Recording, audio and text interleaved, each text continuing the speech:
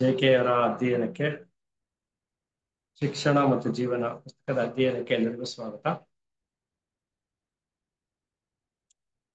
ಸುಮಾರು ಒಂದಷ್ಟು ದಿನಗಳಿಂದ ಇದರ ಒಂದು 3 ಅಧ್ಯಾಯಗಳನ್ನ ನಾವು ಮುಗಿಸಿದ್ದೀವಿ.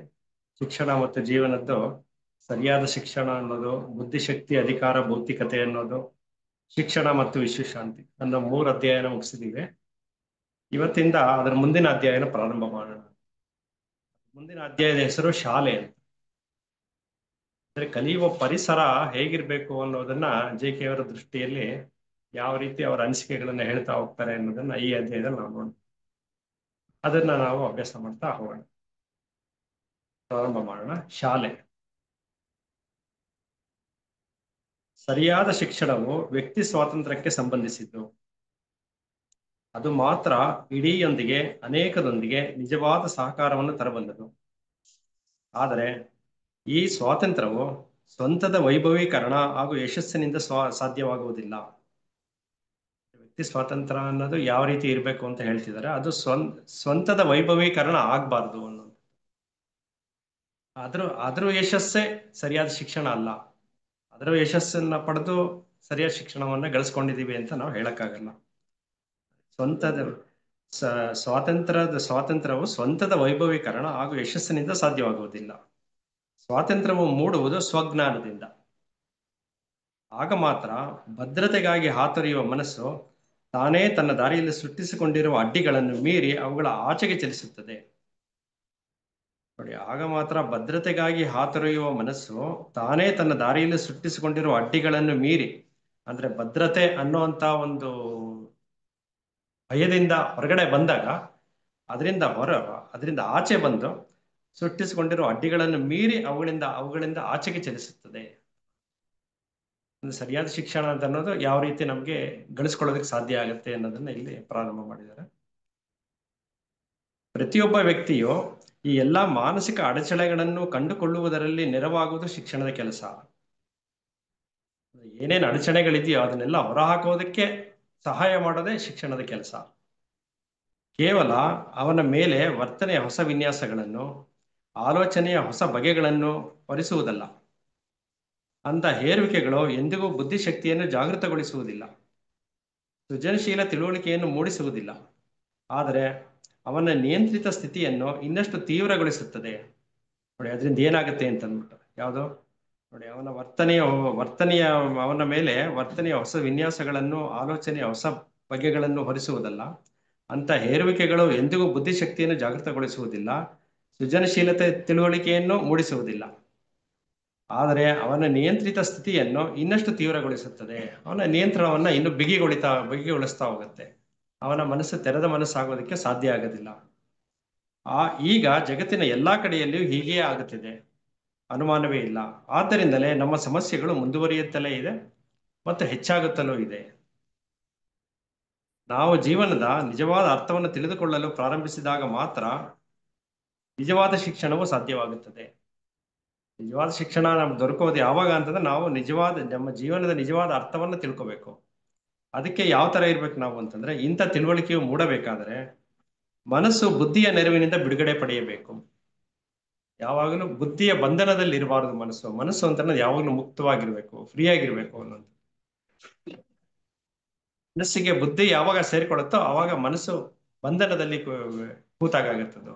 ಅವಾಗ ನಮ್ಗೆ ಮನಸ್ಸಿನ ಒಂದು ನಿರ್ಮಲತೆ, ಮನಸ್ಸಿನ ಒಂದು ಮುಕ್ತತೆ ಎಲ್ಲ ಕಡಿಮೆ ಆಗ್ತಾ ಹೋಗುತ್ತೆ. ಮನಸ್ಸು ಬುದ್ಧಿಯ ನೆರವಿನಿಂದ ಬಿಡುಗಡೆ ಪಡೆಯಬೇಕು. ಭಯ ಮತ್ತು ವಿಧೇಯತೆಗಳನ್ನು ಬಿತ್ತುವ ಪ್ರತಿಫಲದ ಆಸೆಯನ್ನು ಮೀರಿ ಮನಸ್ಸು ಮುಕ್ತವಾಗಬೇಕು. ಮನಸ್ಸು ಯಾವುದರಿಂದ ಮುಕ್ತವಾಗಬೇಕು ಅಂತಂದ್ರೆ, ಭಯ ಇರಬಾರ್ದು, ಮತ್ತೆ ವಿಧೇಯತೆಗಳನ್ನ ಬಿತ್ತುವ ಪ್ರತಿಫಲದ ಆಸೆಯನ್ನು ಮೀರಿ, ಏನಾದ್ರು ಎಕ್ಸ್ಪೆಕ್ಟೇಷನ್ ಇಟ್ಕೊಳ್ಳುತ್ತೆ, ಅದನ್ನೆಲ್ಲವನ್ನು ಮೀರಿ ಮನಸ್ಸು ಮುಕ್ತವಾಗಬೇಕು. ಅದು ಯಾವುದನ್ನು ಇರಬಾರ್ದು. ನಮ್ಮ ಮಕ್ಕಳನ್ನು ನಮ್ಮದೇ ಸ್ವಂತ ಆಸ್ತಿ ಎಂದುಕೊಂಡರೆ, ಅವರು ಕೇವಲ ನಮ್ಮ ಜಿಜುಬಿ ಸ್ವಂತಗಳ ಮುಂದುವರಿಕೆಯಾಗಿ ಬಿಟ್ಟರೆ,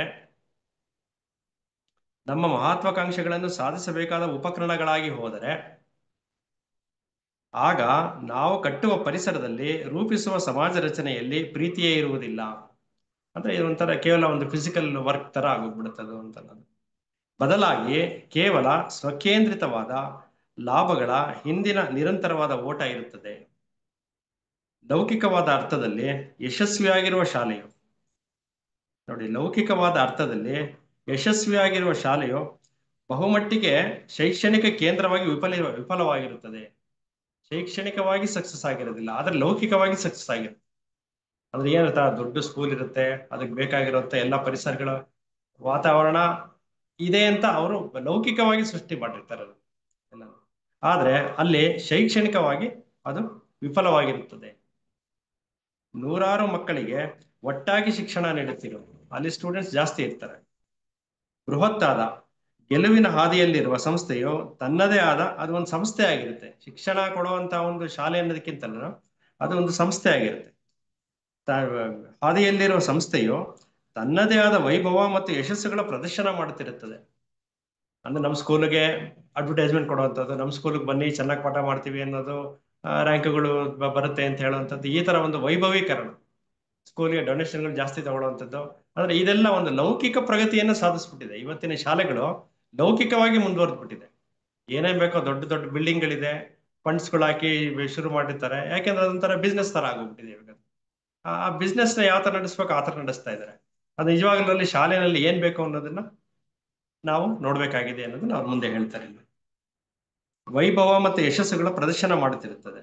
ಒಮ್ಮೆ ಸಂಸ್ಥೆಯು ಬ್ಯಾಂಕ್ ಗುಮಾಸ್ತನನ್ನು, ಅತಿ ಯಶಸ್ವಿ ಸೇಲ್ಸ್ಮನ್ ಅನ್ನು, ಕೈಗಾರಿಕಾ ಉದ್ಯಮಿಗಳನ್ನು ಅಥವಾ ಸಾರ್ವಜನಿಕ ಅಭಿಪ್ರಾಯಗಳನ್ನು ರೂಪಿಸುವವರನ್ನು ತಯಾರು ಮಾಡಬಹುದು. ಆ ಶಾಲೆಗಳು ಅದನ್ನೆಲ್ಲ ತಯಾರು ಮಾಡಬಹುದು, ಅದು ಸಾಧ್ಯ ಆಗುತ್ತದೆ. ಇವರೆಲ್ಲರೂ ತಾಂತ್ರಿಕ ಪರಿಣಿತಿಯನ್ನು ಪಡೆದಿರುವ ಟೊಳ್ಳು ಮನುಷ್ಯರು. ಅವ್ರು ಯಾವ ತರ ಇರ್ತಾರೆ ಅಂತಂದ್ರೆ ತಾಂತ್ರಿಕ ಪರಿಣಿತಿಯನ್ನು ಪಡೆದಿರ್ತಾರೆ, ಬಟ್ ಆದ್ರೆ ನಿಜವಾಗಿಯೂ ಅವರಲ್ಲಿ ಒಂದು ಸತ್ವ ಅನ್ನೋದು ಇರೋದಿಲ್ಲ. ಆದರೆ ನಮ್ಮ ಸಮಾಜಕ್ಕೆ ನಿಜವಾದ ಉದ್ಧಾರದ ಭರವಸೆ ಇರುವುದು ಸಮಗ್ರ ವ್ಯಕ್ತಿತ್ವವನ್ನು ರೂಪಿಸಿಕೊಂಡವರಿಗೆ ಮಾತ್ರ. ಅಲ್ಲಿ ಸಮಗ್ರ ವ್ಯಕ್ತಿತ್ವವನ್ನು ಸಾಧಿಸೋದ್ರಲ್ಲಿ ಅಂತ ಶಾಲೆಗಳು ವಿಫಲವಾಗ್ತಾ ಇದೆ ಎನ್ನುವಂಥದ್ದು. ಕೇವಲ ಯಾವುದೋ ಒಂದು ತಾಂತ್ರಿಕ ವಿಷಯಗಳನ್ನ ಹೇಳ್ಕೊಡ್ಬೋದು, ಅದರಲ್ಲೇ ಮಾಸ್ಟರ್ ಮಾಡ್ಬೋದು, ಅದರಲ್ಲೇ ಅವ್ರ ಕೆಲಸ ಗಿಟ್ಟಿಸ್ಬೋದು, ಒಂದು ಜೀವನ ನಡೆಸ್ಬೋದು, ಎಲ್ಲ ಸಾಧ್ಯ ಆಗುತ್ತೆ. ಆದ್ರೆ ಸಮಗ್ರ ವ್ಯಕ್ತಿತ್ವವನ್ನ ಆ ಶಾಲೆಗಳು ರೂಪಿಸೋದಕ್ಕೆ ಸಾಧ್ಯ ಆಗ್ತಾ ಇಲ್ಲ, ಅಂತ ಶಾಲೆಗಳು. ಇಂಥ ವ್ಯಕ್ತಿಗಳ ರೂಪಣವು ಸಾಧ್ಯವಾಗುವುದು ಚಿಕ್ಕ ಶಾಲೆಗಳಲ್ಲಿ ಮಾತ್ರವೇ. ಆತರ ಒಂದು ವ್ಯಕ್ತಿತ್ವಗಳನ್ನ ರೂಪುಗೊಳಿಸ್ಬೇಕು ಅಂತಂದ್ರೆ ಶಾಲೆಗಳು ದೊಡ್ಡದಾಗಿರಬಾರ್ದು. ಇವರ ಅಭಿಪ್ರಾಯದಲ್ಲಿ ಶಾಲೆಗಳು ಚಿಕ್ಕದಾಗಿರ್ಬೇಕು. ಇವತ್ತಿನ ಗ್ರಾಮಗಳಲ್ಲಿ ಇರುವಂತದ್ದು, ಇಲ್ಲ ಗೌರ್ಮೆಂಟ್ ಸ್ಕೂಲ್ಗಳಲ್ಲಿ ಕಾಣುವಂಥದ್ದು, ಕಡಿಮೆ ಸ್ಟ್ರೆಂತ್ ಅಲ್ಲಿ ಇರುವಂತದ್ದು, ಆ ತರದ ಒಂದು ಸಿಸ್ಟಮ್ ಬೇಕು ಅಂತ ಇವರು ಹೇಳ್ತಾರೆ. ಚಿಕ್ಕದಾಗಿರ್ಬೇಕು ಅನ್ನೋದು, ವೈಭವೀಕರಣ ಇರಬಾರ್ದು. ಶಾಲೆ ಹೇಗಿರ್ಬೇಕು ಹಾಗಿರ್ಬೇಕು, ಅದನ್ನ ವೈಭವೀಕರಿಸಬಾರ್ದು. ಇಲ್ಲೇ ಇವಾಗ ಆಗ್ತಿರೋದು ಅದೇನೆ, ಲೌಕಿಕ ಜಗತ್ತಿನೆಲ್ಲ ಆಗ್ತಿರೋದೇ ಅದು.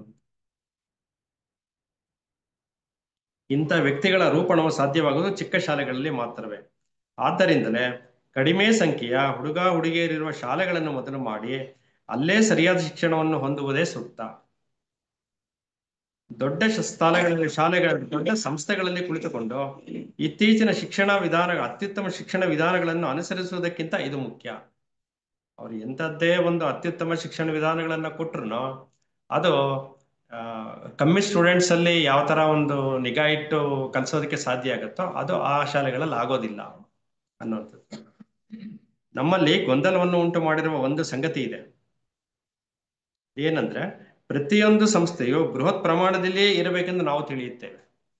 ಅಂದ್ರೆ ನಾವು ಅನ್ಕೊಂಡ್ಬಿಟ್ಟಿದ್ದೀವಿ, ದೊಡ್ಡ ಸ್ಕೂಲ್ ಇದ್ರೆ ತುಂಬಾ ಅಲ್ಲಿ ಮೇಷ್ಟ್ರುಗಳು, ದೊಡ್ಡ ದೊಡ್ಡ ಒಂದು ಅಧಿಕಾರ ಅನ್ನುವಂತ ಒಂದು ಪ್ರಿನ್ಸಿಪಾಲ್ ಈ ತರ ಇರುವಂತದ್ದು, ಅವ್ರೇನ್ ಕೆಲಸ ಮಾಡ್ತಿದ್ರೆ ಅದೆಲ್ಲ ಮುಖ್ಯ ಅಲ್ಲ.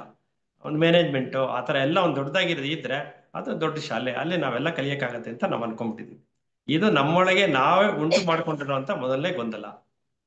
ನೋಡಿ, ನಮ್ಮಲ್ಲಿ ಗೊಂದಲಗಳನ್ನು ಉಂಟು ಮಾಡಿಸುವ ಒಂದು ಸಂಗತಿ ಇದೆ. ಅವ್ರು ಅದೇ ಹೇಳ್ತಿರೋದು, ಪ್ರತಿಯೊಂದು ಸಂಸ್ಥೆಯು ಬೃಹತ್ ಪ್ರಮಾಣದಲ್ಲಿಯೇ ಇರಬೇಕು. ದೊಡ್ಡದಾಗಿದ್ರೇನೆ ಅಲ್ಲಿ ನಮ್ಮ ಮನೆ ಮಕ್ಕಳಿಗೆ ಏನೋ ಒಂದು ಎಜುಕೇಶನ್ ಸಿಗುತ್ತೆ ಅಂತ ನಾವು ಅನ್ಕೊಂಡ್ಬಿಟ್ಟಿದೀವಿ ಅನ್ನುವಂಥದ್ದು. ಅದು ಸರಿನಾ? ನಮ್ಮಲ್ಲಿ ಬಹುಪಾಲು ಜನರಿಗೆ ದೊಡ್ಡ ದೊಡ್ಡ ಶಾಲೆಗಳೇ ಬೇಕು. ಜನಗಳ ಹತ್ರ ಇವಾಗ ದುಡ್ಡಿದೆ, ಎಷ್ಟು ಸಾವಿರ ಆದ್ರೂ ಸರಿ, ಎಷ್ಟು ಲಕ್ಷ ಆದ್ರೂ ಡೊನೇಷನ್ ಕೊಡ್ತಾರೆ, ಎಷ್ಟು ಸಾವಿರಗಳಾದ್ರೂ ಫೀಸ್ಗಳು ಕೊಡ್ತಾರೆ, ಅವ್ರಿಗೆಲ್ಲ ದೊಡ್ಡ ಶಾಲೆಗಳೇ ಬೇಕಲ್ಲಿ.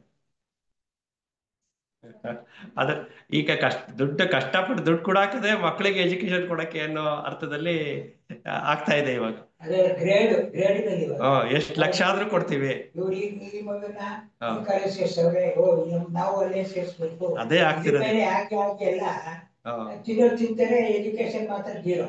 ನೋಡಿ, ಈ ಇವ್ರ ಮಾತುಗಳು ಎಲ್ಲಾ ಕಾಲಕ್ಕೂ ಸಲ್ಲುತ್ತವೆ ಅನ್ನೋದಕ್ಕೆ ಉದಾಹರಣೆ ಇದು 50 ವರ್ಷದಿಂದ ಬರೆದಿರೋದು. ಇವತ್ತಿಗೂ ಓದ್ತಿದ್ರೆ ಇದು ಇವತ್ತಿಗೂ ಇದು ಪ್ರಸ್ತುತವಾಗಿದೆ, ನಿಂತಿದೆ ಇದು ಈ ಮಾತುಗಳು.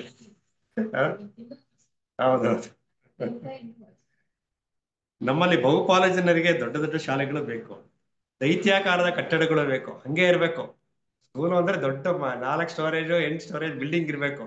ಬಿಲ್ಡಿಂಗ್ ಇಲ್ಲ ಅಂತಂದ್ರೆ ಸಮಾಧಾನ ಇಲ್ಲ ಸ್ಕೂಲ್ ಸೇರ್ಸೋರಿಗೆ.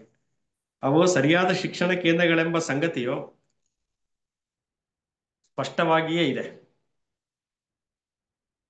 ಆದರೂ ನಮಗೆ ಅವುಗಳೇ ಇಷ್ಟ, ಏಕೆಂದರೆ ಅವು ಸಮಸ್ತ ಜನ ಸಮುದಾಯಗಳ ಮೇಲೆ ಪ್ರಭಾವ ಬೀರ ಬಯಸುತ್ತವೆ. ಅವರನ್ನು ಪರಿವರ್ತಿಸಲು ಇಷ್ಟಪಡುತ್ತೇವೆ. ಅಂದ್ರೆ ಇದೇನೋ ಒಂದು ಇನ್ಫ್ರಾಸ್ಟ್ರಕ್ಚರ್ ಅಂತ ಏನದು ಬಿಲ್ಡಿಂಗ್ಗಳು ಅದೆಲ್ಲ ಏನಿದೆಯೋ ಅದು ಜನ ಸಮುದಾಯವನ್ನ ಆಕರ್ಷಣೆ ಮಾಡ್ತಾ ಇದೆ. ಹಂಗಿದ್ರೆ ಜನ ಎಲ್ಲ ಬರ್ತಾರೆ ಅನ್ನೋಂಥದ್ದು. ಚಿಕ್ಕ ಸ್ಕೂಲು ಸ್ಟೂಡೆಂಟ್ಸ್ ಯಾವ್ದನ್ನು ಯಾರು ಇಷ್ಟಪಡ್ತಾ ಇಲ್ಲ ಅದನ್ನ.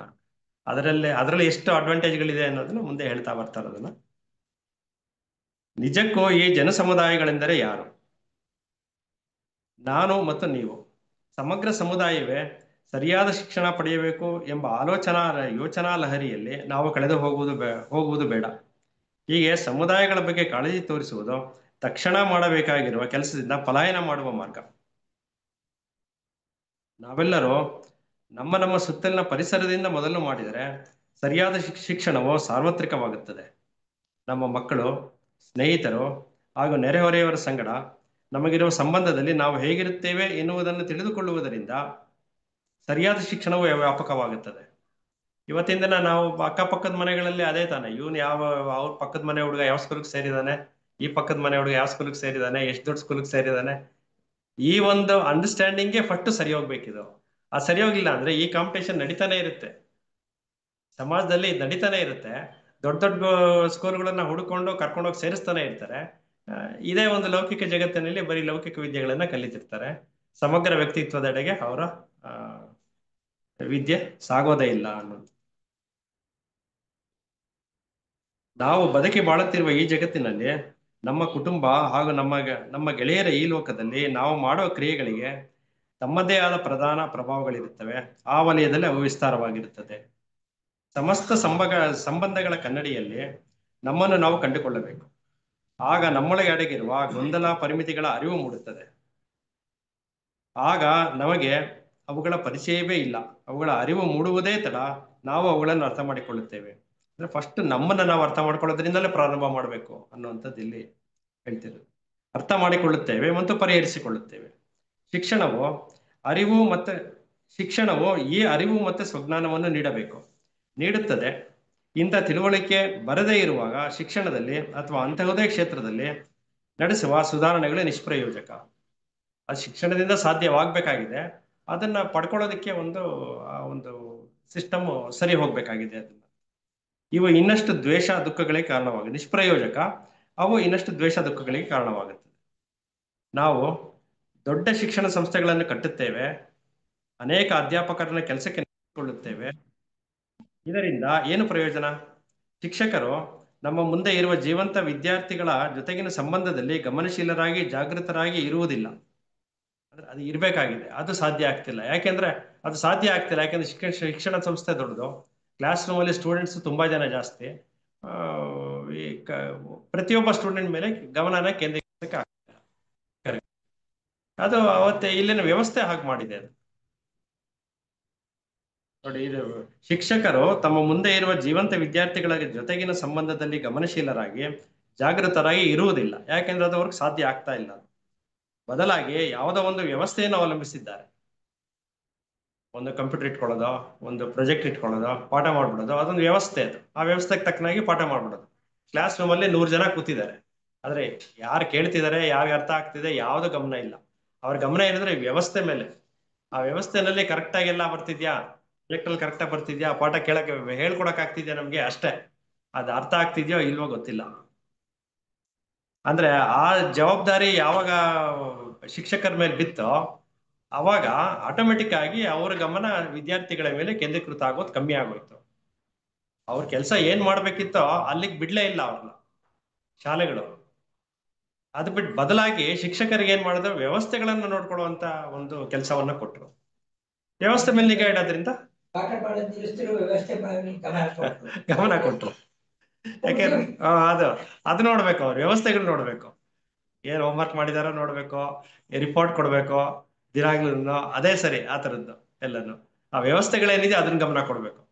ಪ್ರತಿಯೊಬ್ಬ ಹುಡುಗನ ಮೇಲೆ ಪರ್ಸನಲ್ ಆಗಿ ಗಮನ ಕೊಡಕ್ ಆಗ್ತಾ ಇಲ್ಲ. ಅದು ಕೊಡದೆ ಇದ್ರೆ ಇಲ್ಲಿ ಸಮಗ್ರ ವ್ಯಕ್ತಿತ್ವ ಶಿಕ್ಷಣ ಸಾಧ್ಯ ಆಗೋದೇ ಇಲ್ಲ ಅನ್ನೋಂಥದ್ದು.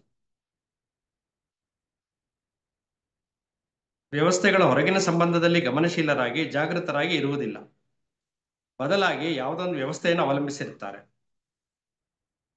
ಇಂಥವರನ್ನು ನೇಮಿಸಿಕೊಳ್ಳುವುದರಿಂದ ಕೇವಲ ಮಾಹಿತಿ ಸಂಚಯವನ್ನು, ಸಾಮರ್ಥ್ಯಗಳ ಅಭಿವೃದ್ಧಿಯನ್ನು ಹಾಗೂ ಯಾವುದೋ ಒಂದು ವಿನ್ಯಾಸಕ್ಕೆ ಅನುಗುಣವಾಗಿ ಯಾಂತ್ರಿಕವಾಗಿ ಆಲೋಚನೆ ಮಾಡುವುದನ್ನು ಪ್ರೋತ್ಸಾಹಿಸಿದಂತೆ ಆಗುತ್ತದೆ. ಅಷ್ಟೇ ಆಗುತ್ತೆ. ಇವತ್ತಿನ ಒಂದು ಪ್ರಪಂಚಕ್ಕೆ, ಲೌಕಿಕ ಪ್ರಪಂಚಕ್ಕೆ ಏನ್ ಬೇಕೋ ಅಷ್ಟು ಮಾತ್ರ ಸಾಧ್ಯ ಆಗತ್ತೆ ಗಳಿಸ್ಕೊಳ್ಳೋದಕ್ಕೆ ವಿದ್ಯಾರ್ಥಿಗಳಿಗೆ. ಆದರೆ ಇವುಗಳಲ್ಲಿ ಯಾವುದೋ ವಿದ್ಯಾರ್ಥಿಯು ಸಮಗ್ರ ಮಾನವನಾಗಿ ಬೆಳೆಯಲು ಸಹಾಯ ಮಾಡುವುದಿಲ್ಲ. ಅಂದ್ರೆ ಇವತ್ತಿನ ಶಾಲೆಗಳು ಸಮಗ್ರ ವ್ಯಕ್ತಿತ್ವವನ್ನು ರೂಪಿಸೋದ್ರಲ್ಲಿ ಸಾಧ್ಯ ಆಗಿಲ್ಲ, ಅದರಲ್ಲಿ ಸೋತಿದೆ ಅಂತ ಹೇಳ್ತಾರೆ. ಚಿಂತನಶೀಲರು, ಜಾಗೃತ ಮನಸ್ಕರು ಅದರ ಉಪಾಧ್ಯಾಯರು ಇರುವಾಗ ವ್ಯವಸ್ಥೆಯಿಂದ ಸೀಮಿತ ಪ್ರಯೋಜನಗಳು ಇರಬಹುದು. ಎಲ್ಲ ಬೆರಳಿಕೆಯಲ್ಲಿ ಇದ್ರೂ ಇರಬಹುದು, ಅಕಸ್ಮಾತ್ ಇದ್ರೆ ಅದು ಸಾಧ್ಯ ಆಗ್ಬಹುದು. ಚಿಂತನಶೀಲರು, ಜಾಗೃತ ಮನಸ್ಕರು ಆದ ಉಪಾಧ್ಯಾಯರು ಇರುವಾಗ ವ್ಯವಸ್ಥೆಯಿಂದ ಸೀಮಿತ ಪ್ರಯೋಜನಗಳು ಇರಬಹುದು. ಆದರೆ ಅದು ಎಂದೆಂದಿಗೂ ಬುದ್ಧಿಶಕ್ತಿಗೆ ಪರ್ಯಾಯವಾಗಲಾರದು. ಆದರೂ ಇಂದು ನಮಗೆ ವ್ಯವಸ್ಥೆ, ಸಂಸ್ಥೆ ಮುಂತಾದ ಪದಗಳು ಬಹಳ ಮುಖ್ಯವಾಗಿದೆ ಎನ್ನುವುದು ಮುಖ್ಯವೇ ಆಗ್ಬಿಟ್ಟಿದೆ ಅನ್ನೋದು. ಆ ವ್ಯವಸ್ಥೆ ಬಗ್ಗೆ ಗಮನ ಕೊಡುವಂಥದ್ದು, ಸಂಸ್ಥೆ ಅನ್ನೋ ಒಂದು ವಿಚಾರವನ್ನ ಮನಸ್ಸಲ್ಲಿ ಇಟ್ಕೊಂಡು ಮಾಡುವಂಥದ್ದು, ಅದು ಮುಖ್ಯವಾಗ್ಬಿಟ್ಟಿದೆ. ಮುಖ್ಯವಾಗಿರೋದು ಆಶ್ಚರ್ಯಕರವಾದ ಸಂಗತಿ, ಇಂದು ಸಂಕೇತಗಳು ವಾಸ್ತವದ ಜಾಗವನ್ನು ಕಳೆದುಕೊಂಡಿವೆ. ನಾವು ಇದು ಹೀಗಿರುವುದೇ ಸರಿ ಎನ್ನುವಂತೆ ತೃಪ್ತರಾಗಿದ್ದೇವೆ. ಯಾಕೆಂದ್ರೆ ಸರಿ ತಪ್ಪು, ಮನುಷ್ಯನಿಗೆ ಸರಿ ತಪ್ಪು ಗೊತ್ತಾದ್ರೆ ಯಾವಾಗ ಅವರು ಯೋಚನೆ ಮಾಡೋದಕ್ಕೆ ಸಾಧ್ಯ ಆಗುತ್ತೆ. ನಾವು ಸಾಕ್ಬೇಕಾಗಿರೋ ದಾರಿ ಈ ತರ ಇರ್ಬೋದೇನೋ, ನಾವು ಈ ಸಾಕ್ತಿರೋ ತಪ್ಪು ಅಂತ. ಆದ್ರೆ ಆ ಪರಿಜ್ಞಾನನೇ ಇಲ್ಲ. ಇವತ್ತಿನ ಲೌಕಿಕ ಜಗತ್ತಿನಲ್ಲಿ ಏನ್ ನಡೀತಾ ಇದೆಯೋ ಅದೇ ನಡೀತಾ ಇದೆ, ಅದೇ ಸರಿ ಅಂತ ಜನ ಅನ್ಕೊಂಡ್ಬಿಟ್ಟಿದ್ದಾರೆ. ಅವ್ರಿಗೆ ಸರಿಯಾದ ಮಾರ್ಗನೇ ಗೊತ್ತಿಲ್ಲದೆ ಇರೋದ್ರಿಂದ ಅವ್ರು ಅದೇ ಸರಿ ಅನ್ಕೊಂಡು ಅದೇ ಮಾರ್ಗದಲ್ಲಿ ಮುಂದುವರಿತಾ ಇದ್ದಾರೆ. ಏಕೆಂದರೆ ವಾಸ್ತವತೆಯು ಭಯದ ತಲ್ಲಣವನ್ನು ಮೂಡಿಸುತ್ತದೆ, ನೆರಳುಗಳಾದರೂ ಮನಸ್ಸಿಗೆ ಸಮಾಧಾನ ನೀಡುತ್ತದೆ. ಯಾಕೆಂದ್ರೆ ನಿಜವಾದ ವಾಸ್ತವವನ್ನು ಅರಿಯೋ ಪ್ರಯತ್ನನೇ ಮಾಡ್ತಾ ಇಲ್ಲ. ಯಾಕೆಂದ್ರೆ ಅದರಿಂದ ಅವರಲ್ಲಿ ಭಯ ಇದೆ. ಇನ್ನೇನೋ ಒಂದು ಸಿಸ್ಟಮ್ನ ಚೇಂಜ್ ಮಾಡ್ಬೇಕು ಅಂತಂದ್ರೆ, ವಾಸ್ತವಿಕತೆ ಬಗ್ಗೆ ಯೋಚನೆ ಮಾಡಿ ಸಿಸ್ಟಮ್ನ ಚೇಂಜ್ ಮಾಡ್ತೀನಿ ಅಂದ್ರೆ ಏನಾಗತ್ತೋ ಅನ್ನುವಂಥ ಭಯ ಕೂಡ ಇವತ್ತಿನ ಒಂದು ಪೋಷಕರಲ್ಲಿ ಮತ್ತೆ ಆ ವ್ಯವಸ್ಥೆಗಳನ್ನ, ಶಾಲೆ ಅನ್ನೋ ವ್ಯವಸ್ಥೆನ ಕಟ್ಟಿರೋದ್ರಲ್ಲೂ ಇದೆ, ಭಯ ಇದೆ. ಅದಕ್ಕೋಸ್ಕರ ಅವ್ರು ಯಾರನ್ನು ಅದಕ್ಕೆ ಯೋಚನೆ ಮಾಡೋದಿಲ್ಲ. ಅದಕ್ಕೆ ನೋಡಿ, ವಾಸ್ತವತೆಯು ಭಯದ ತಲ್ಲಣವನ್ನು ಮೂಡಿಸುತ್ತದೆ, ನೆರಳುಗಳಾದರೂ ಮನಸ್ಸಿಗೆ ಸಮಾಧಾನ ನೀಡುತ್ತದೆ. ಒಂಥರ ಎಲ್ಲ ನೆರಳಲ್ಲಿರೋದಕ್ಕೆ ಇಷ್ಟಪಡ್ತಾರೆ. ಯಾವ್ದು ನೆರಳು? ಸಂಸ್ಥೆ ಅನ್ನುವಂತ ಒಂದು ನೆರಳು. ಆ ಸಂಸ್ಥೆ ಒಳಗೆ ಸೇರಿಸ್ಬಿಟ್ರೆ ನಮ್ಮ ಮಕ್ಕಳನ್ನ ಮುಗೀತು, ನಾವು ನೆರಳಲ್ಲಿ ಕೂಡಿಸ್ಬಿಟ್ಟಿದ್ವಿ, ಅವರು ಸಮಾಧಾನವಾಗಿದ್ದಾರೆ. ಅದು ನಿಜವಾಗ್ಲೂ ನಮ್ಗೆ ಬೇಕಾಗಿದ್ದು ನೆರಳಲ್ಲ, ಆ ನೆರಳಲ್ಲ, ಸರಿಯಾದ ಶಿಕ್ಷಣ ಬೇಕಾಗಿತ್ತು. ಸರಿಯಾದ ಶಿಕ್ಷಣಕ್ಕೆ ಏನ್ ಬೇಕೋ ಅದು ಮಾಡ್ಬೇಕಾಗಿತ್ತು. ಇವ್ರೇನ್ ಮಾಡೋದು, ನೆರಳಲ್ಲಿ ಕೂಡಿಸ್ಬಿಟ್ರು. ಅಲ್ಲೆಲ್ಲ ಸಿಕ್ಕೋಗುತ್ತೆ ರೆಡಿಮೇಡು. ಒಂಥರ ಈ ಡೈಜೆಸ್ಟ್ ಇಟ್ಕೊಂಡು ಪಾಠ ಮಾಡ್ತಾರಲ್ಲ ಆ ತರ. ಮಕ್ಳಿಗೆ ಡೈಜೆಸ್ಟ್ ಕೊಡಿಸ್ಬಿಟ್ರೆ, ಮಕ್ಳಿಗೆ ನೋಟ್ಸ್ ಕೊಡಿಸ್ಬಿಟ್ರೆ ಓದ್ಕೊಂಡು ಎಕ್ಸಾಮ್ ಬರೀತಾ ಇವ್ರು ಪಾಸ್ ಮಾಡ್ಬಿಡ್ತಾರೆ. ಅದು ನಿಜವಾಗಿಯೂ ಪಾಠ ಕೇಳಲಿಲ್ಲ ಅಂದ್ರೆ, ಪಾಠನ ಅರ್ಥ ಮಾಡ್ಕೊಳ್ಳಿಲ್ಲ ಅಂದ್ರೆ ಅದ್ರಿಂದ ಏನ್ ಪ್ರಯೋಜನ ಆಯ್ತು? ಈಗ ಮಾಡ್ತಿರೋದಷ್ಟೇ ಸ್ಟೂಡೆಂಟ್ಗಳು, ಪೇರೆಂಟ್ಸ್ಗಳು ಸ್ಕೂಲ್ಗಳಲ್ಲಿ ಮಾಡ್ತಿರೋದಷ್ಟೇ, ಮಕ್ಕಳಿಗೆ ಸ್ಪೂನ್ ಫೀಡಿಂಗ್ ಮಾಡ್ತಾ ಇದ್ದಾರೆ. ಏನೋ ಒಂದು ಎಕ್ಸಾಮಿನೇಷನ್ ಪಾಯಿಂಟ್ ಆಫ್ ವ್ಯೂ ಏನ್ ಬೇಕೋ ಅದನ್ನ ಹೇಳ್ಕೊಡ್ತಾ ಇದಾರೆ, ಪಾಸ್ ಮಾಡ್ತಾರೆ, ಇಷ್ಟು ಪರ್ಸೆಂಟೇಜ್ ಅಂತ ಮುದ್ರೆ ಒತ್ತುತ್ತಾರೆ, ಅವ್ರನ್ನ ಹೊರಗಡೆ ಕಳಿಸ್ತಾರೆ. ಇದು ಒಂಥರ ನೆರಳಿನಲ್ಲೇ ಇರುವಂತ ಒಂದು, ಅಂದ್ರೆ ಅವ್ರು ನಿಜವಾದ ಒಂದು ಸ್ವಪ್ರಯತ್ನದಿಂದ ಮುಂದೆ ಬರೋದಕ್ಕೆ ಅವರಿಗೆ ಅವಕಾಶನೇ ಸಿಗ್ತಾ ಇಲ್ಲ ಇವತ್ತಿನ ಮಕ್ಕಳಿಗೆ. ಅವ್ರನ್ನ ಹೊರಗಡೆ ಬಿಡ್ತಾನೆ ಇಲ್ಲ. ಅದು ಮುಂದಿಗೆ ಯಾವತ್ತಿಗೂ ಮುಂದಿನ ಒಂದು ಜೀವನಕ್ಕೆ ಅಪಾಯ ತಂದೊಡ್ಡುತ್ತೆ ಅನ್ನೋದು. ಇಡೀ ಸಮೂಹಕ್ಕೆ ನೀಡುವ ಒಟ್ಟಂದದ ಶಿಕ್ಷಣದಿಂದ, ಮೂಲಭೂತ ಮಹತ್ವದಿಂದ ಏನನ್ನೂ ಸಾಧಿಸಲಾಗುವುದಿಲ್ಲ. ನೋಡಿ, ಇಡೀ ಸಮೂಹಕ್ಕೆ ನೀಡುವ ಒಪ್ಪಂದದ ಶಿಕ್ಷಣದಿಂದ ಎಲ್ಲರಿಗೂ ಸೇರಿ ಶಿಕ್ಷಣ ಕೊಡ್ತೀವಿ ಅಂತಂದ್ರೆ ಮೂಲಭೂತ ಮಹತ್ವದ ಏನನ್ನೂ ಸಾಧಿಸಲಾಗುವುದಿಲ್ಲ. ನಾವು PUC ಓದುವಾಗ ಈ ಟ್ಯುಟೋರಿಯಲ್ಸ್ ಅಂತ ಮಾಡೋರು. ಟ್ಯುಟೋರಿಯಲ್ ನೀವಿದ್ದಾಗಲೂ ಎಲ್ಲ ಇದ್ದೀರ, ಇವಾಗ ಸ್ವಲ್ಪ ಕಮ್ಮಿ ಆದಾಗಿದೆ. ಆದ್ರೆ ತುಂಬಾ ಒಳ್ಳೆ ಲೆಕ್ಚರರ್ಸ್ಗಳು ಚೆನ್ನಾಗಿರೋ ಬಂದು ಪಾಠ ಮಾಡ್ತಾ ಇದ್ರು. ಆದ್ರೆ ಒಂದೇ ಒಂದು ಪ್ರಾಬ್ಲಮ್ ಏನು ಅಂತಂದ್ರೆ ದೊಡ್ಡ ಹಾಲಲ್ಲಿ ಮಾಡೋರು. ಆ ಕ್ಲಾಸಲ್ಲಿ ಏನಿಲ್ಲ ಅಂದ್ರೆ ಟ್ಯುಟೋರಿಯಲ್ ಕ್ಲಾಸಲ್ಲಿ ಒಂದ್ 500 ಜನವೋ 300 ಜನವೋ ಕೂತ್ಕೊಳ್ಳೋರು. ನಿಮ್ ಕಾಲದಲ್ಲಿ 500 ಜನ, ನಮ್ ಕಾಲದಲ್ಲಿ ಅಷ್ಟೇ 30, 40, 50 ಜನ. ಹೌದಾ, ನಾವು ಜಾಸ್ತಿ ಆಗ್ಬಿಟ್ಟಿದ್ರು ಅಂತ. ನಾವು ಕ್ಲಾಸ್ಗಳಲ್ಲಿ ಸರಿಯಾಗಿ ಅರ್ಥ ಆಗದೆ ಇರೋ ಪಾಠಗಳನ್ನ ಇಲ್ಲಿ ಕೇಳಬೇಕು ಅಂತ ಹೇಳ್ತಾರೆ, ಚೆನ್ನಾಗ್ ಮಾಡ್ತಾರೆ, ಒಳ್ಳೆ ಮೇಷ್ಟ್ರ ಅಂತ ಹೋಗ್ ಕೂತಾರೆ. ಎಲ್ಲೋ ಯಾರೋ ಮಾತಾಡ್ದಾಗ ಇರೋದೇ ಹೊರತು ನಮ್ಗೆ ಅದು ಅರ್ಥನೇ ಆಗ್ತಿರ್ಲಿಲ್ಲ.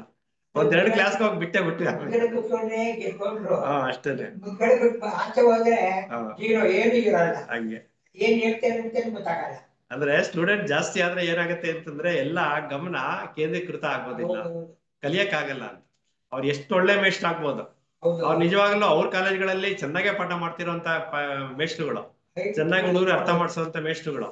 ಆದ್ರೆ ಈ ಟ್ಯುಟೋರಿಯಲ್ ಕ್ಲಾಸಿಗೆ ಬಂದ್ಬಿಟ್ಟು ಅರ್ಥ ಆಗೋದನ್ನು ಅರ್ಥ ಮಾಡಿಸೋದಕ್ಕೆ ಪ್ರಯತ್ನ ಮಾಡೋದ್ರಲ್ಲಿ ಸೋತ್ ಬಿಟ್ಟಿದ್ರು ಅವರು ಅಂತನ್ನುವಂಥದ್ದು ಇವನ್ನೆಲ್ಲ ಹೇಳಿದ್ರೆ ಗೊತ್ತಾಗತ್ತಿದೆ. ಇಡೀ ಸಮೂಹಕ್ಕೆ ನೀಡುವ ಒಟ್ಟಂದದ ಶಿಕ್ಷಣದಿಂದ ಮೂಲಭೂತ ಮಹತ್ವದ ಏನನ್ನೂ ಸಾಧಿಸಲಾಗುವುದಿಲ್ಲ. ಆದರೆ ಪ್ರತಿಯೊಂದು ಮಗುವನ್ನು ಎಚ್ಚರದಿಂದ ಗಮನಿಸಿ ಅದರ ಕಷ್ಟಗಳನ್ನು ಅರ್ಥ ಮಾಡಿಕೊಂಡು ಅದರ ಸಾಮರ್ಥ್ಯಗಳನ್ನು ಪ್ರವೃತ್ತಿಗಳನ್ನು ಗ್ರಹಿಸುವುದರಿಂದ ಒಂದಷ್ಟು ಸಾಧನೆ ಮಾಡಬಹುದು. ಯಾಕೆಂದ್ರೆ ಒಂದೊಂದು ಮಕ್ಕಳಿಗೆ ಒಂದೊಂದ್ ತರ IQ ಇರುತ್ತೆ. ಒಂದು ಮಕ್ಕಳಿಗೆ ಒಂದ್ಸಲ ಓದಿದ್ರೆ ಅರ್ಥ ಆಗ್ಬೋದು, ಇನ್ನೊಂದು ಮಗುಗೆ ಅದೇ 2 ಸಲ ಓದ್ಬೇಕಾಗುವಂತ ಒಂದು ಅನಿವಾರ್ಯತೆ ಇರ್ಬೋದು, ಇನ್ನೊಂದು ಮಗುಗೆ ರಿಪೀಟೆಡ್ ಆಗಿ ಓದು ಬರೆದು ಮಾಡುವಂತ ಅನಿವಾರ್ಯತೆ ಇರ್ಬೋದು. ಒಂಥರ 3 ತರ ಕ್ಯಾಟಗರಿ ಅಂತ ನಾವು ಮಾಡಿದ್ರು ಅಂದ್ರೆ ಒಂದಕ್ಕೆ ಹೆಚ್ಚು ಅಭ್ಯಾಸ ಬೇಕು, ಇನ್ನೊಂದು ಮೀಡಿಯಂ ಬೇಕು, ಇನ್ನೊಂದು ಬುದ್ಧಿವಂತ ಮಕ್ಕಳು. ಒಂದ್ಸಲ ಹೇಳಿದ್ರೆ ಅರ್ಥ ಆಗತ್ತೆ.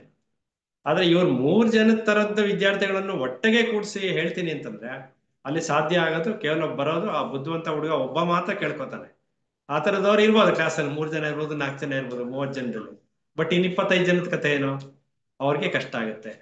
ಅವ್ರಿಗೆ ಸರಿಯಾಗಿ ಶಿಕ್ಷಣವನ್ನ ಹೇಳೋದಿಕ್ಕೆ ಈ ವ್ಯವಸ್ಥೆಗಳು ಏನು ಕೆಲಸ ಮಾಡೋದಿಲ್ಲ. ಇದು ಈ ತರ ವ್ಯವಸ್ಥೆಗಳು ಸರಿ ಹೋಗ್ತಿರೋದು ಅದೇ ಒಂದೇ ಸಲ ನೇರವಾಗಿ ಪಾಠ ಕೇಳಿ ಏನೋ ಅರ್ಗಿಸ್ಕೊತಾರಲ್ಲ ಅಂತ ಬುದ್ಧಿವಂತ ಹುಡುಗರಿಗೆ ಸಾಧ್ಯ ಆಗ್ತಿರ್ಬೋದು. ಅದು ಏನೋ ಬರೀ ತಾಂತ್ರಿಕ ವಿಷಯಗಳಷ್ಟೇನೆ, ಸಮಗ್ರ ವ್ಯಕ್ತಿತ್ವ ಅಲ್ಲೂ ಇಲ್ಲ, ಅದು ಹೋಯ್ತಲ್ಲಿ. ಈ ತರದ ಒಂದು ತೊಂದರೆಗಳು ಈಗ ಫೇಸ್ ಮಾಡ್ತಾ ಇದ್ದಾರೆ. ಆದರೆ ಪ್ರತಿಯೊಂದು ಮಗುವನ್ನು ಎಚ್ಚರದಿಂದ ಗಮನಿಸಿ ಅವನ ಕಷ್ಟಗಳನ್ನು ಅರ್ಥ ಮಾಡಿಕೊಂಡು ಅದರ ಸಾಮರ್ಥ್ಯ ಪ್ರವೃತ್ತಿಗಳನ್ನು ಗ್ರಹಿಸುವುದರಿಂದ ಒಂದಷ್ಟು ಸಾಧನೆ ಮಾಡಬಹುದು. ಈ ವಿಷಯವನ್ನು ಬಲ್ಲವರು ತಮ್ಮನ್ನು ತಾವು ಅರ್ಥ ಮಾಡಿಕೊಂಡು ಕಿರಿಯರಿಗೂ ಸಹಾಯ ಮಾಡಬೇಕೆಂದು ಪ್ರಾಮಾಣಿಕವಾಗಿ ಇಷ್ಟಪಡುವವರು ಒಟ್ಟಾಗಿ ಒಂದು ಶಾಲೆಯನ್ನು ಪ್ರಾರಂಭಿಸಬೇಕು. ಅಂದ್ರೆ ಈ ತರದ ಒಂದು ಮನಸ್ಥಿತಿ ಇರೋರು, ಇದನ್ನ ಅರ್ಥ ಮಾಡ್ಕೊಂಡಿರೋರೇ ಈ ತರ ಒಂದು ಶಾಲೆಯನ್ನ ಪ್ರಾರಂಭ ಮಾಡೋದ್ರ ಮೂಲಕ ಇವೆಲ್ಲ ಒಂದು ಇನಿಷಿಯೇಟಿವ್ ಮಾಡಬೇಕು ಅನ್ನೋಂಥದ್ದು.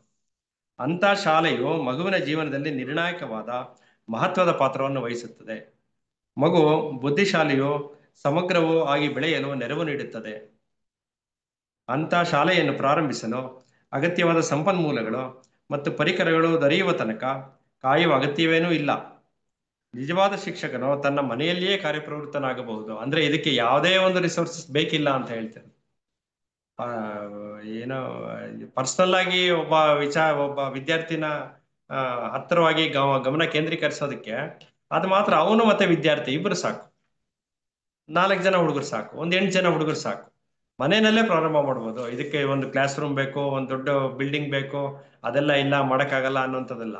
ಅಷ್ಟೇ ಬೇಕು. ಆದ್ರೆ ಆ ತರ ಪಾಠ ಮಾಡೋವಂಥ ಒಂದು ಮನಸ್ಥಿತಿಯವರು ಸೇರ್ಕೋಬೇಕೆಲ್ಲ. ಹುಡುಗರನ್ನ ಕಳಿಸ್ಬೇಕು, ಪಾಠಗಳು ಮಾಡಬೇಕು, ಮತ್ತೆ ಪೋಷಕರು ಅದನ್ನ ಒಪ್ಕೊಳ್ಳುವಂಥದ್ದು ಅವ್ರು ಅರ್ಥ ಮಾಡ್ಕೊಂಡಿರ್ಬೇಕು. ಅದನ್ನ ಇದರಿಂದ ಆಗತ್ತೆ ಅನ್ನೋಂಥದ್ದು ಅದು ಮುಖ್ಯವಾಗಿ ಬೇಕಾಗಿದೆ. ಇನ್ನು ಅಂತ ಶಾಲೆಯನ್ನು ಪ್ರಾರಂಭಿಸಲು ಅಗತ್ಯವಾದ ಸಂಪನ್ಮೂಲಗಳು ಮತ್ತು ಪರಿಕರಗಳು ದೊರೆಯುವ ತನಕ ಕಾಯುವ ಅಗತ್ಯವೇನೂ ಇಲ್ಲ. ನಿಜವಾದ ಶಿಕ್ಷಕನು ತನ್ನ ಮನೆಯಲ್ಲಿಯೇ ಕಾರ್ಯಶೀಲನಾಗಬಹುದು. ಪ್ರಾಮಾಣಿಕರಾದವರಿಗೆ ಅವಕಾಶಗಳು ತಾನಾಗಿಯೇ ಒದಗಿ ಬರುತ್ತದೆ. ತಮ್ಮ ಮಕ್ಕಳನ್ನು ಪ್ರೀತಿಸಬೇಕು, ತಮ್ಮ ಪರಿಸರದಲ್ಲಿ ಬಾಳುತ್ತಿರುವ ಇತರ ಮಕ್ಕಳನ್ನೂ ಪ್ರೀತಿಸಬೇಕು. ಅಂಥವರು ಆ ಕಾರಣದಿಂದ ಪ್ರಾಮಾಣಿಕರಾಗಿರುತ್ತಾರೆ. ಒಂದು ಪ್ರಾಮಾಣಿಕತೆ ಅಂತ ಅನ್ನೋದು ಹೆಂಗೆ ಅಂದ್ರೆ ತಮ್ಮ ಮಕ್ಕಳನ್ನು ಅಥವಾ ಬೇರೆಯವ್ರ ಮಕ್ಕಳನ್ನು ಒಂದೇ ರೀತಿಯಲ್ಲಿ ನೋಡುವಂತ ಒಂದು ಮನೋಭಾವನೆ ಇದ್ದವರು ಒಂದು ರೀತಿಯಲ್ಲಿ ಪ್ರಾಮಾಣಿಕತೆಯನ್ನು ಆ ಇಟ್ಕೊಂಡಿರೋರು ಆಗ್ತಾರೆ ಅಂತ.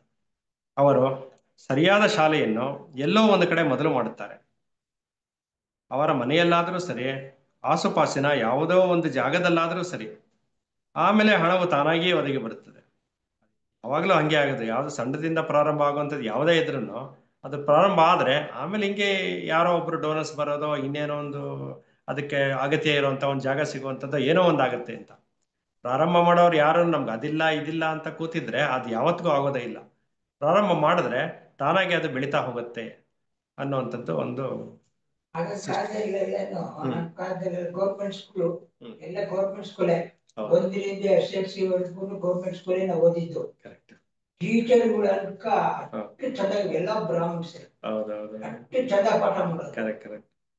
ಎಷ್ಟುಗಳು ದಿಗಳು ನಮ್ಗೆಲ್ಲ SSLC ವರ್ಗು ದಿಗ್ಲೆ. 1ನೇ ಕ್ಲಾಸಿಂದ SSLC ವರ್ಗು ದಿಗ್ಲೆ. ಆಮೇಲೆ PUC ಕಾಲೇಜ್ ಒಂದೇ ವರ್ಷ. ಆವಾಗ ಸ್ವಲ್ಪ ಸ್ಟ್ಯಾಂಡರ್ಡ್ ಆಗಿ ಇತ್ತು. ಎಲ್ಲ ಡಿಪ್ಲೊಮಾ ಓದಿ ಇಂಜಿನಿಯರ್ ಓದಿದ್ದೆಲ್ಲ ಅವಾಗ ಸ್ಟ್ಯಾಂಡರ್ಡ್ ಆಗಿ ಟೀಚರ್ ಇದ್ರು. ಹುಡುಗರು ಓದೋರು ಅದೇ ತರನೇ ಇರೋರು. ನಾವು ಓದಿ ಸ್ಕೂಲ್ಗಳನ್ನು ಹಂಗೆ ಇರೋದು. ನಾನು 7ನೇ ಕ್ಲಾಸ್ ತನಕ ಕನ್ನಡ ಮೀಡಿಯಂನಲ್ಲೇ ಓದಿದ್ದು. ಅಲ್ಲೂ ವೇಸ್ಟ್ಗಳು ಬಹಳ ಸ್ಟ್ರಿಕ್ಟ್ ಆಗಿ ಹೇಳೋರು, ಪಾಠ ಮಾಡೋರು. ಒಂಥರ ನಮ್ಗೂ ಭಯ ಇರೋದು, ಕಲಿಬೇಕು ಮಾಡ್ಬೇಕು ಅನ್ನೋಂಥದ್ದು. ಹೌದೌದು, ಕರೆಕ್ಟ್. ಇವಾಗ ಅವ್ರ ಹೇಳಿದ ಪ್ರಕಾರ ಎಲ್ಲ ನಡೀತಾ ಎಲ್ಲ ವ್ಯವಸ್ಥೆಗೆ ಎದ್ರಿ ಕೆಲಸ ಮಾಡ್ತಿದ್ದಾರೆ ಅಷ್ಟೇ. ಪ್ರೈವೇಟ್ ಸ್ಕೂಲ್ ಎಲ್ಲಿತ್ತು ಸರ್? ಅದೇ ಪ್ರೈವೇಟ್ ಸ್ಕೂಲ್ ಒಂದೂ ಇರ್ಲಿಲ್ಲ ಅವಾಗ. ನೋಡ್ತೀನಿ ಇದ್ರಿಲ್ಲ. ಹೌದು. ಈಗ ಮಕ್ಕಳಿಗೆ ಇಷ್ಟು ಹೇಳ್ಕೊಡ್ಬೇಕು ಅನ್ನೋದಕ್ಕಿಂತ ಮುಖ್ಯವಾಗಿ ಪ್ರಿನ್ಸಿಪಾಲ್ ಬೈತಾರೆ, ನಾನು ಇಷ್ಟು ಅವರ್ ಕ್ಲಾಸ್ ಮಾಡ್ಬೇಕು, ಇಷ್ಟು ಒಂದು ಅದೇನೇ ಒಂದು ವ್ಯವಸ್ಥೆಗಳಿದೆಯೋ ಅದನ್ನೆಲ್ಲ ಮಕ್ಕಳಿಗೆ ಅರೇಂಜ್ ಮಾಡ್ಕೊಡ್ಬೇಕು ಅನ್ನೋಂತ ಒಂದು ಫಿಸಿಕಲ್ ಭೌತಿಕ ವರ್ಕ್ ಕಾರ್ಯಗಳಲ್ಲಿ ಮಗ್ನರಾಗಿದೆ ಹೊರತು ಶಿಕ್ಷಕರು ನಿಜವಾಗಿಯೂ ಪ್ರತಿಯೊಬ್ಬ ಸ್ಟೂಡೆಂಟ್ಗೆ ಯಾವ ರೀತಿ ಹೇಳ್ಕೊಡ್ಬೇಕು ಅನ್ನೋದು ಅವರಲ್ಲಿ ಗಮನ ಕೇಂದ್ರೀಕರಿಸಕ್ ಆಗ್ತಾ ಇಲ್ಲ. ಅದಕ್ಕೂ ಮತ್ತೆ ವ್ಯವಸ್ಥೆನೇ ದೂರ್ಬೇಕಾಗುತ್ತೆ. ಅವ್ರನ್ನ ಮೇನಾಗಿ ದೂರೋದಕ್ಕಿಂತ ವ್ಯವಸ್ಥೆನೇ ಆ ತರ ಆಗ್ಬಿಟ್ಟಿದೆ.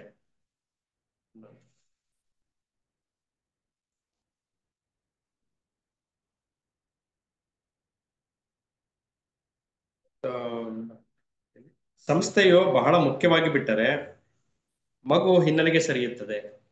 ಸಂಸ್ಥೆ ಯಾವಾಗ ಮುಖ್ಯ ಆಗುತ್ತೋ ಆವಾಗ ಮಗುವಿನ ಬಗ್ಗೆ ಕಾನ್ಸಂಟ್ರೇಷನ್ ಹೊರಟೋಗುತ್ತೆ. ಸರಿಯಾದ ಶಿಕ್ಷಕನಿಗೆ ತನ್ನಿಂದ ಕಲಿಯುತ್ತಿರುವ ಪ್ರತಿಯೊಂದು ಮಗುವಿನ ಬಗ್ಗೆಯೂ ಕಾಳಜಿ ಇರುತ್ತದೆ. 8 ಜನ ಇರ್ಬೋದು, 10 ಜನ ಇರ್ಬೋದು, 15 ಜನ ಇರ್ಬೋದು, ಅಷ್ಟೇ. ಸರಿಯಾದ ಶಿಕ್ಷಕರು ಅದಕ್ಕಿಂತ ಹೆಚ್ಚಿಗೆ ಮಕ್ಕಳನ್ನ ಇಟ್ಕೊಂಡು ಪಾಠ ಮಾಡೋದೇ ಇಲ್ಲ. 100 ಜನ ಇಟ್ಕೊಂಡು ಪಾಠ ಮಾಡೋದೇ ಇಲ್ಲ. ಅವನ ಕಾನ್ಸಂಟ್ರೇಷನ್ ಅಷ್ಟೇ ಇರುತ್ತೆ. ಒಂದು 15ರಿಂದ 20 ಜನ ಇರುತ್ತೆ. ಅದರಲ್ಲಿ ತನ್ನಿಂದ ಕಲಿಯುತ್ತಿರೋ ಪ್ರತಿಯೊಂದು ಮಗುವಿನ ಬಗ್ಗೆಯೂ ಕಾಳಜಿ ಇರುತ್ತದೆ. ಕಾಳಜಿ ಇರುತ್ತೆ ಅಂತಂದ್ರೆ ಅದರ ಅರ್ಥ ಅವನಿಗೆ ಯಾವ ತರ ಪಾಠ ಮಾಡಿದ್ರೆ ಅರ್ಥ ಆಗತ್ತೆ ಅನ್ನುವಂಥ ವಿಚಾರಗಳು ಅವ್ರಿಗೆ ಗೊತ್ತಿರುತ್ತೆ. ಮುಖ್ಯವಾಗಿ ತನ್ನ ಬಳಿ ಎಷ್ಟು ವಿದ್ಯಾರ್ಥಿಗಳು ಕಲಿಯುತ್ತಿದ್ದಾರೆ ಎನ್ನುವುದು ಮುಖ್ಯವಾಗುವುದಿಲ್ಲ. ಅಂತ ಶಿಕ್ಷಕರು ತಾನು ಅರ್ಥಪೂರ್ಣವಾದ ಜೀವಭರಿತವಾದ ಶಾಲೆಯನ್ನು ನಡೆಸಿದರೆ ಕೆಲವರಾದರೂ ಪೋಷಕರು ಅದಕ್ಕೆ ನೆರವು ನೀಡುವರೆಂದು ಕಂಡುಕೊಳ್ಳುತ್ತಾರೆ. ಆದರೆ ಈ ಶಿಕ್ಷಕನಲ್ಲಿ ಆಸಕ್ತಿಯು ಜ್ವಾಲೆಯಂತೆ ದಗಿದಗಿಸುತ್ತಿರಬೇಕು. ಆಸಕ್ತಿ ಅನ್ನೋದು ಹೆಂಗಿರ್ಬೇಕು ಅಂತ ಅಷ್ಟು ಆಸಕ್ತಿ ಇರಬೇಕು. ಅವನಿಗೆ ಹುಡುಗರಿಗೆ ಹೇಳ್ಕೊಡ್ಬೇಕು, ಹುಡುಗರ ಜೊತೆ ಒಂದು ಸಂವಹನ ಮಾಡಬೇಕು ಅನ್ನುವಂಥ ಆಸಕ್ತಿ ಅವನಲ್ಲಿ ಅಷ್ಟಿರ್ಬೇಕು. ಅವನದು ಉಗುರು ಬೆಚ್ಚಿನ ಅರೆಬೆರೆ ಆಸಕ್ತಿ ಆದರೆ ಅವನು ನಡೆಸುವ ಶಾಲೆಯು ಹಾಗೆಯೇ ಆಗುತ್ತದೆ. ಯಾವುದು ವ್ಯವಸ್ಥೆಗೆ ಅನುಗುಣವಾಗಿ ನಡೆಯುವಂಥದ್ದಾಗುತ್ತೆ. ಅಂದ್ರೆ ಶಿಕ್ಷಕನಿಗೆ ಇರುವಂತ ಒಂದು ಆಸಕ್ತಿನ ಇವರು ಹೇಳ್ತಾ ಇದ್ದಾರೆ, ಜ್ವಾಲೆ ಎಂತಿರ್ಬೇಕು, ಉಗುರು ಬೆಚ್ಚಗಿನ ಅರೆಬರೆ ಇದರಂದೇ ಇರಬಾರ್ದು ಅವನ ಆಸಕ್ತಿ ಅನ್ನುವಂಥದ್ದು. ತಂದೆ ತಾಯಿಗಳು ತಮ್ಮ ಮಕ್ಕಳನ್ನು ಪ್ರೀತಿಸುವುದಾದರೆ ಅವರು ಚಿಕ್ಕ ಶಾಲೆಗಳನ್ನು ಸ್ಥಾಪಿಸಲು ಶಾಸನಬದ್ಧ ಕ್ರಮಗಳನ್ನು ಸೇರಿದಂತೆ ಎಲ್ಲಾ ಮಾರ್ಗಗಳನ್ನು ಬಳಸುತ್ತಾರೆ. ಅಂದ್ರೆ ಮೊದಲನೇದಾಗಿ ತಂದೆ ತಾಯಿಗಳಿಗೆ ತಮ್ಮ ಮಕ್ಕಳ ಬಗ್ಗೆ ಕಾಳಜಿ ಇರಬೇಕು. ತಮ್ಮ ಮಕ್ಕಳನ್ನ ಎಂತ ಶಾಲೆಗೆ ಸೇರಿಸ್ಬೇಕು, ಎಂತ ಒಂದು ವಿದ್ಯೆಯನ್ನ ಕೊಡಿಸ್ಬೇಕು ಅನ್ನೋದ್ರ ಒಂದು ಪರಿಜ್ಞಾನ ಅವರಲ್ಲಿದ್ರೆ ಅವಾಗ ಮುಂದಕ್ಕೆಲ್ಲ ಸರಿ ಹೋಗ್ತಾ ಹೋಗುತ್ತೆ. ಅದೇ ಇಲ್ಲ ಇವಾಗ. ಈಗ ಇರೋದೆಲ್ಲ ಬರೀ ಅವರು ವ್ಯವಸ್ಥೆಗೆ ಅಂಟ್ಕೊಂಡಿದ್ದಾರೆ, ವ್ಯವಸ್ಥೆಯ ಜಾಡ್ಯಕ್ಕೆ ಅಂಟ್ಕೊಂಡಿದ್ದಾರೆ. ಅವರು ಎಲ್ಲ ನೋಡಿ, ನಿಜವಾಗಿಯೂ ಪ್ರೀತಿಸುವುದಾದರೆ ಅವರು ಚಿಕ್ಕ ಶಾಲೆಗಳನ್ನು ಸ್ಥಾಪಿಸಲು ಶಾಸನಬದ್ಧ ಕ್ರಮಗಳೂ ಸೇರಿದಂತೆ ಎಲ್ಲಾ ಮಾರ್ಗಗಳನ್ನು ಅನುಸರಿಸುತ್ತಾರೆ. ಅದರ ಕಾಳಜಿ ಇದ್ರೆ ಚಿಕ್ಕ ಶಾಲೆಗಳನ್ನ ಮಾಡೋದಕ್ಕೆ ಪ್ರಯತ್ನ ಮಾಡ್ತಾರೆ ಎನ್ನುವಂಥದ್ದು. ಮತ್ತು ಅಲ್ಲಿ ಸರಿಯಾದ ಶಿಕ್ಷಕರು ಇರುವಂತೆ ನೋಡಿಕೊಳ್ಳುತ್ತಾರೆ. ಅದು ಕೂಡ ಅವರ ಒಂದು ಗಮನದಲ್ಲಿ ನಡೀತಾ ಇರುತ್ತೆ. ಸಣ್ಣ ಶಾಲೆಗಳನ್ನು ನಡೆಸುವುದು ದುಬಾರಿ, ಸರಿಯಾದ ಶಿಕ್ಷಕರು ಸಿಗುವುದು ಕಷ್ಟ, ಮುಂತಾದ ಸಂಗತಿಗಳಿಂದ ಅವರು ವಿಚಲಿತರಾಗುವುದಿಲ್ಲ. ಸರಿಯಾದ ಶಿಕ್ಷಣ ತಂದೆ ಪೋಷಕರಿಗೆ ಯಾರು ಕಾಳಜಿ ಇರುತ್ತೆ ನಿಜವಾಗಿಯೋ, ಒಂದು ಚಿಕ್ಕ ಶಾಲೆಗಳನ್ನ ಹೊಸದಾಗಿ ಮಾಡುವಂಥದ್ದು ಏನು ಕಷ್ಟ ಆಗೋದಿಲ್ಲ. ಅದು ಅಂತ ಖರ್ಚು ಅಂತ ಏನು ನೋಡುವಾಗಿಲ್ಲ. ಒಬ್ಬ ಶಿಕ್ಷಕನ ಇಡಬೇಕು, ಅವನಿಗೆ ಎಷ್ಟೋ ಸಂಬಳಗಳು ಕೊಡಬೇಕು, ಆ ಥರದ್ದೆಲ್ಲ ಇರುತ್ತೆ. ಏನೋ ಒಂದು ಫೈನಾನ್ಷಿಯಲ್ ಇದ್ರು ಅದು ಯಾವುದಕ್ಕೂ ಹೆದರ್ಕೊಳ್ಳದೆ ಅದನ್ನ ಮಾಡ್ತಾರೆ. ಯಾವಾಗ ಶಿಕ್ಷಕರು ಸರಿಯಾಗಿರ್ಬೇಕು, ಪೋಷಕರು ಸರಿಯಾಗಿರ್ಬೇಕು, ಸರಿಯಾದ ರೀತಿಯಲ್ಲಿ ಯೋಚನೆ ಮಾಡಕ್ಕಾದ್ರೆ ಮಾತ್ರ ಅದು ಆ ನಿಟ್ಟಿನಲ್ಲಿ ಮುಂದುವರಿಯುತ್ತದೆ. ಆದರೆ ಅವರು ಒಂದು ವಿಷಯವನ್ನು ಮೊದಲೇ ತಿಳಿದುಕೊಳ್ಳಬೇಕು. ಇಂಥ ಶಾಲೆಗೆ ಆಸಕ್ತ ಹಿತಗಳಿಂದ, ಸರ್ಕಾರಗಳಿಂದ, ಸಾಂಸ್ಥಿಕ ಧರ್ಮಗಳಿಂದ ವಿರೋಧ ಬರುವುದರಲ್ಲಿ ಅನುಮಾನವೇ ಇಲ್ಲ. ಶಾಲೆಗಳನ್ನ ಮಾಡೋದೊಂದೇ ಮುಖ್ಯ ಅಲ್ಲ, ಇದರಿಂದ ಬರುವಂತ ವಿರೋಧಗಳನ್ನ ಎದುರಿಸುವಂತ ಒಂದು ಸಾಮರ್ಥ್ಯನೂ ಅವರಲ್ಲಿ ಇರ್ಬೇಕಾಗುತ್ತೆ. ಒಂದಷ್ಟು ಜನ ವಿರೋಧ ಮಾಡ್ತಾರೆ ಅದನ್ನು. ಯಾಕೆಂದ್ರೆ ಈಗೆಲ್ಲ ಶಾಲೆಗಳಿಗೆಲ್ಲ ಸರ್ಕಾರದ ಮಾನ್ಯತೆಗಳೆಲ್ಲ ಬೇಕೇ ಬೇಕು ಅನ್ನೋದು ಒಂದು ಇಟ್ಕೊಂಡಿರೋದ್ರಿಂದ ಸಣ್ಣ ಪುಟ್ಟ ಶಾಲೆಗಳನ್ನ ಅವರು ಬೇಕಾದಂತೆ ಮಾಡ್ಕೊಳ್ಳೋದು ಅಷ್ಟು ಸುಲಭ ಅಲ್ಲ. ಅದನ್ನ ಸರ್ಕಾರದ ಮಾನ್ಯತೆಗೆ ತಂದು ಅದ್ರ ಚೌಕಟ್ಟಿನೊಳಗೆ ಮಾಡ್ಬೇಕಾಗಿದೆ. ಅದಕ್ಕೆ ಬೇರೆ ಬೇರೆ ತರದ ಒಂದು ಕೆಲಸಗಳೇ ಆಗ್ಬೇಕಾಗಿದೆ. ಅದು ಇವತ್ತಿನ ದಿನಕ್ಕೆ ಆಗ್ಬೇಕಾದ್ರೆ ಇದನ್ನೆಲ್ಲ ಹೇಗ್ ಮಾಡ್ಬೇಕು ಅನ್ನೋದನ್ನ ನಿಜವಾಗ್ಲೂ ಅದನ್ನೆಲ್ಲ ಸರಿಯಾದ ರೀತಿಯಲ್ಲಿ ಯೋಚನೆ ಮಾಡ್ಬೇಕು. ಅಂದ್ರೆ ಮಕ್ಕಳ ಬಗ್ಗೆ ಇರುವಂತ ಕಾಳಜಿ ಇರುವಂತ ಪೋಷಕರು ಮತ್ತೆ ಶಿಕ್ಷಕರ ಕೈಲಿ ಮಾತ್ರ ಸಾಧ್ಯ ಆಗತ್ತೆ. ಇಲ್ಲ ಅಂದ್ರೆ ವ್ಯವಸ್ಥೆಗೆ ಅಂಟ್ಕೊಂಡೇ ಇರ್ತಾರ. ಏಕೆಂದರೆ ನೋಡಿ, ವಿರೋಧ ಬರುವುದರಲ್ಲಿ ಅನುಮಾನವೇ ಇಲ್ಲ. ಏಕೆಂದರೆ ಅಂತ ಶಾಲೆಗಳು ಆಳದಲ್ಲಿ ಕ್ರಾಂತಿಕಾರಕವಾಗಿರುತ್ತದೆ. ನಿಜವಾದ ಕ್ರಾಂತಿಯು ಹಿಂಸಮಯವಲ್ಲ, ಅಂದ್ರೆ ಹಿಂಸೆಯಿಂದ ಕೂಡಿದಂತ ಕ್ರಾಂತಿ ಅಲ್ಲ. ಅಂದ್ರೆ ನಿಜವಾದ ಕ್ರಾಂತಿ ಆದ್ರೆ ಹಿಂಸೆ ಅಂತ ಇರೋದಿಲ್ಲ. ಯಾಕೆಂದ್ರೆ ಅಲ್ಲಿಂದ ಏನೋ ಒಂದು ಕ್ರಾಂತಿ ಆಗ್ಬೇಕಾಗಿದೆ. ಸಣ್ಣ ಸಣ್ಣ ಶಾಲೆಗಳು ಆಗ್ಬೇಕು ಅಂತಂದ್ರೆ, ಇವತ್ತಿಂದ ಪ್ರಾರಂಭ ಮಾಡ್ಬೇಕು ಅಂದ್ರೆ ಅದು ಮುಂದೆ ಅದರಿಂದ ಒಂದು ದೊಡ್ಡ ಕ್ರಾಂತಿ ಆಗತ್ತದು. ಆ ಕ್ರಾಂತಿ ಅಂದ್ರೆ ಹಿಂಸೆ ಕ್ರಾಂತಿ ಅಲ್ಲ, ಅದು ಒಂದು ನೈಜವಾದಂತಹ ಒಂದು ಬೆಳವಣಿಗೆ. ಅದಾಗ್ಬೇಕಾಗಿದೆ. ಅದರ ಮೂಲದಲ್ಲಿ ಸಮಗ್ರ ಜೀವನವನ್ನು ಬಾಳುತ್ತಿರುವವರು, ಬುದ್ಧಿಶಾಲಿಗಳು ಆದ ಮಹನೀಯರು ಇರುತ್ತಾರೆ. ಅಂತವರು ತಾವು ಬಾಳುವ ಬಗೆಯಿಂದಲೇ ಸಮಾಜದಲ್ಲಿ ಮೂಲಭೂತವಾದ ಬದಲಾವಣೆಗಳನ್ನು ತರುತ್ತಾರೆ. ಇದು ಕ್ರಮಕ್ರಮವಾಗಿ ಆಗುವ ಸಂಗತಿ. ನಿಧಾನವಾಗಿ ರಾಜಕಾರಣಿಗಳು ಅಂತವ್ರು ಯಾರಾದ್ರೂ ಸ್ವಲ್ಪ ವ್ಯಕ್ತಿಗಳು ಆ ತರದವರು ಸೇರ್ಕೊಂಡ್ರೆ ಜೊತೆಗೆ ಅದರಲ್ಲಿ ಕೆಲವು ಬದಲಾವಣೆಗಳನ್ನ ತರೋದು ಸಾಧ್ಯ ಆಗ್ತಾ ಹೋಗುತ್ತೆ. ಕ್ರಾಂತಿ ನಡೆಯೋದೇ ಆದ್ರೂ ನಿಧಾನವಾಗಾದ್ರೂ ನಡೆಯೋದಕ್ಕೆ ಅದು ಸಾಧ್ಯ ಮಾಡ್ಕೊಡುವಂತ ಒಂದು ಪರಿಸ್ಥಿತಿಯನ್ನ ನಿರ್ಮಾಣ ಮಾಡ್ಕೋಬೇಕು. ಅಂದ್ರೆ ಇದು ಈ ತರದ್ದು ಒಂದು ಇದನ್ನ ಎಲ್ಲ ಪ್ರಯತ್ನದಿಂದಷ್ಟೇ ಸಾಧಿಸಬೇಕಾಗಿದೆ. ವ್ಯವಸ್ಥೆಗಳಿಗೆ ಅನುಗುಣವಾಗಿ ಏನು ನಡೆಯೋದಿಲ್ಲ ಇವೆಲ್ಲ. ಆದರೆ ಇಂಥ ಶಾಲೆಯಲ್ಲಿ ಕೆಲಸ ಮಾಡುವ ಎಲ್ಲ ಶಿಕ್ಷಕರು ತಮ್ಮ ಸ್ವಇಚ್ಛೆಯಿಂದಲೇ ಒಂದುಗೂಡಬೇಕೆನ್ನುವುದು ಅತ್ಯಂತ ಮುಖ್ಯವಾದ ಅಂಶ.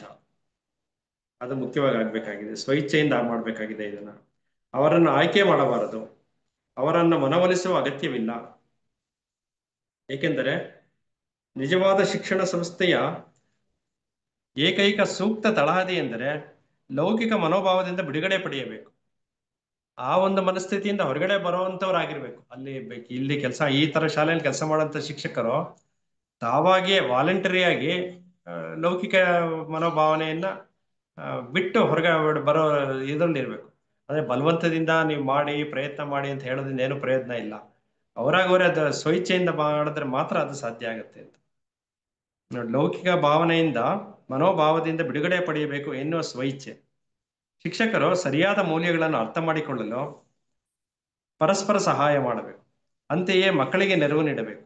ಇದು ಸಾಧ್ಯವಾಗಲು ಅವರ ದೈನಂದಿನ ಸಂಬಂಧಗಳಲ್ಲಿ ನಿರಂತರ ಜಾಗೃತವೂ ಆದ ಅರಿವು ಇರಬೇಕು.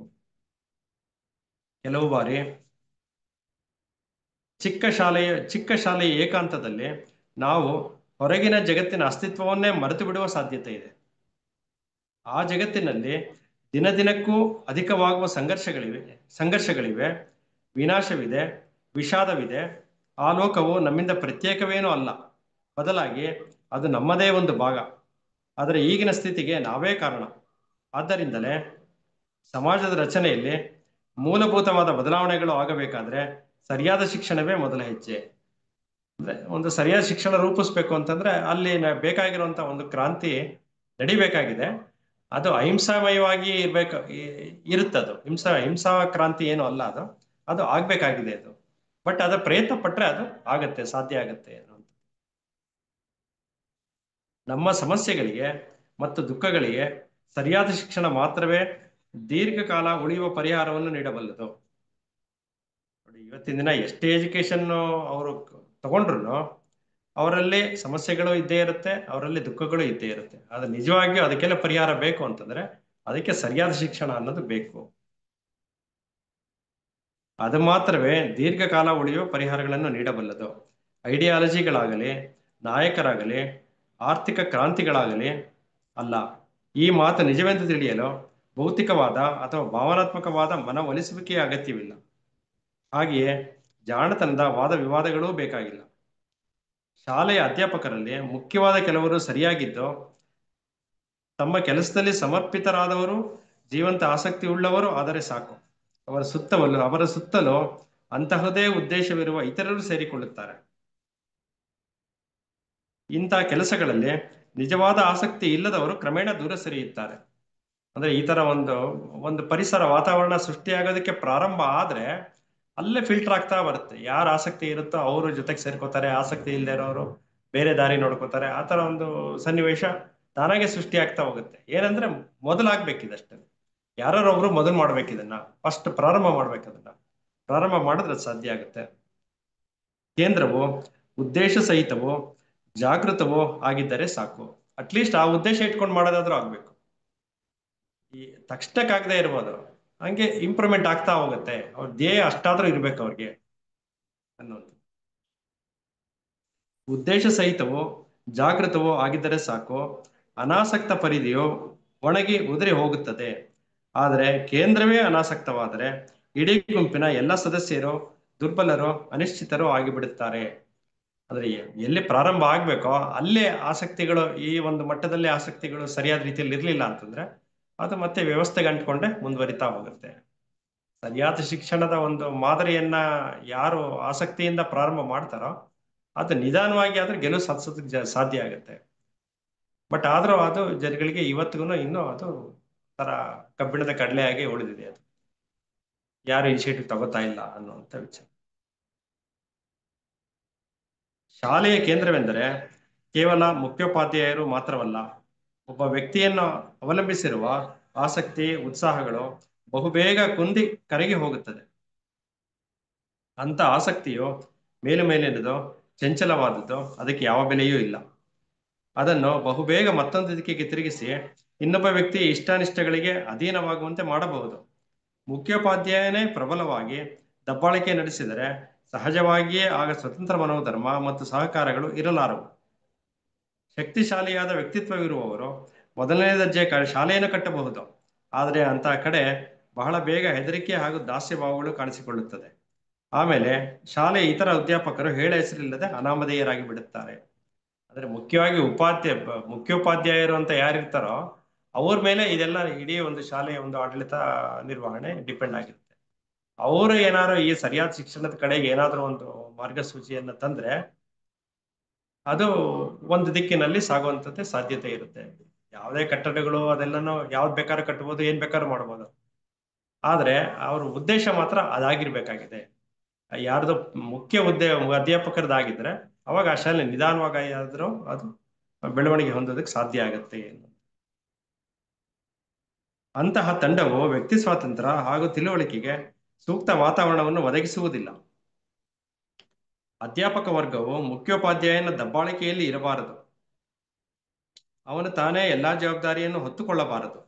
ಬದಲಾಗಿ ಪ್ರತಿಯೊಬ್ಬ ಉಪಾಧ್ಯಾಯನು ಶಾಲೆ ಎಲ್ಲ ವಿದ್ಯಾಮಾನಗಳಿಗೆ ತಾನೂ ಹೊಣೆ ಎಂದು ಭಾವಿಸಬೇಕು. ಒಂಥರ ಇದು ಡಿಸೆಂಟ್ರಲೈಸ್ ಸಿಸ್ಟಮ್ ತರ.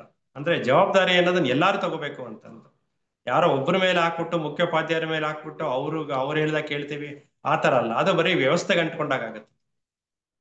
ಮುಖ್ಯೋಪಾಧ್ಯಾಯರ ಕೆಳಗಿರುವಂತ ಎಲ್ಲಾ ಉಪಾಧ್ಯಾಯರು ಕೂಡ ಅದನ್ನ ಒಂದು ಆಸಕ್ತಿ ತಗೊಂಡು ಎಲ್ಲ ಮಾಡ್ತಾ ಬರ್ಬೇಕು.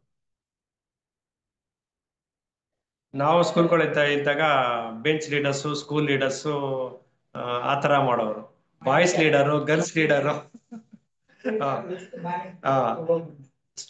ಮೇಷ್ಟ್ರುಗಳು ಎಲ್ಲಾರು ಕೇರ್ ತಗೊಳಕ್ ಆಗ್ತಿರ್ಲಿಲ್ಲ. ನಾವಿದ್ದಾಗಲೂ 50 ಜನ ಇರ್ತಿದ್ವಿ ಕ್ಲಾಸಲ್ಲಿ. ಎಲ್ಲಾರು ಏನ್ ತಗೋತಿದ್ರು, ಆ ಬೆಂಚ್ ಲೀಡರ್ನ ಕೇಳೋರು, ನೋಡಿ ಎಲ್ಲ ಹೋಮ್ವರ್ಕ್ ಮಾಡಿದ್ರೆ ಚೆಕ್ ಮಾಡಿ ನಿಮ್ ಬೆಂಚಲ್ಲಿ ಅಂತ. ಅವರೆಲ್ಲ ಕೇರ್ ತಗೊಳೋದು, ಚೆಕ್ ಮಾಡೋದು. ಎಲ್ಲ ಹೈಸ್ಕೂಲ್ ತನಕ ಇವೆಲ್ಲ ನಡೆಯೋದು. ಇವಾಗೆಲ್ಲ ಏನಾಗಿದೆ ಗೊತ್ತಿಲ್ಲ ಅದ ತರ. ಅಂದ್ರೆ ಇವೆಲ್ಲ ಒಂಥರ ಸೆಂಟ್ರಲೈಸ್ ಬಂದು ಡಿಸೆಂಟ್ರಲೈಸ್ ಮಾಡುವಂಥದ್ದು ಎಲ್ಲಾನು ಸಿಸ್ಟಮ್ನ. ಅವಾಗ ಎಲ್ಲಾರ್ಗು ಏನೋ ಒಂಥರ ಚೆಕ್ ಮಾಡ್ತಾರೆ, ನೋಡ್ತಾರೆ, ಮಾಡ್ತಾರೆ ಅನ್ನೋದಿರುತ್ತೆ. ಇದು ಅಧ್ಯಾಪಕರ ಲೆವೆಲ್ ಅಲ್ಲೂ ಈ ತರ ನಡಿಬೇಕು ಅನ್ನೋದು. ಅವರೇ ಜವಾಬ್ದಾರಿ ತಗೊಂಡು ಮಾಡ್ಬೇಕು.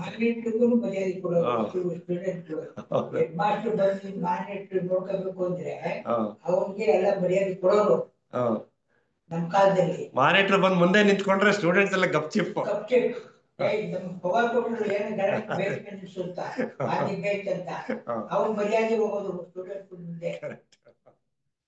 ಹೆಸರು ಬರೆಯೋರು ಬೋರ್ಡ್ ಮೇಲೆ, ಗಲಾಟೆ ಮಾಡಿದ್ರೆ ಹುಡುಗರ ಹೆಸರು.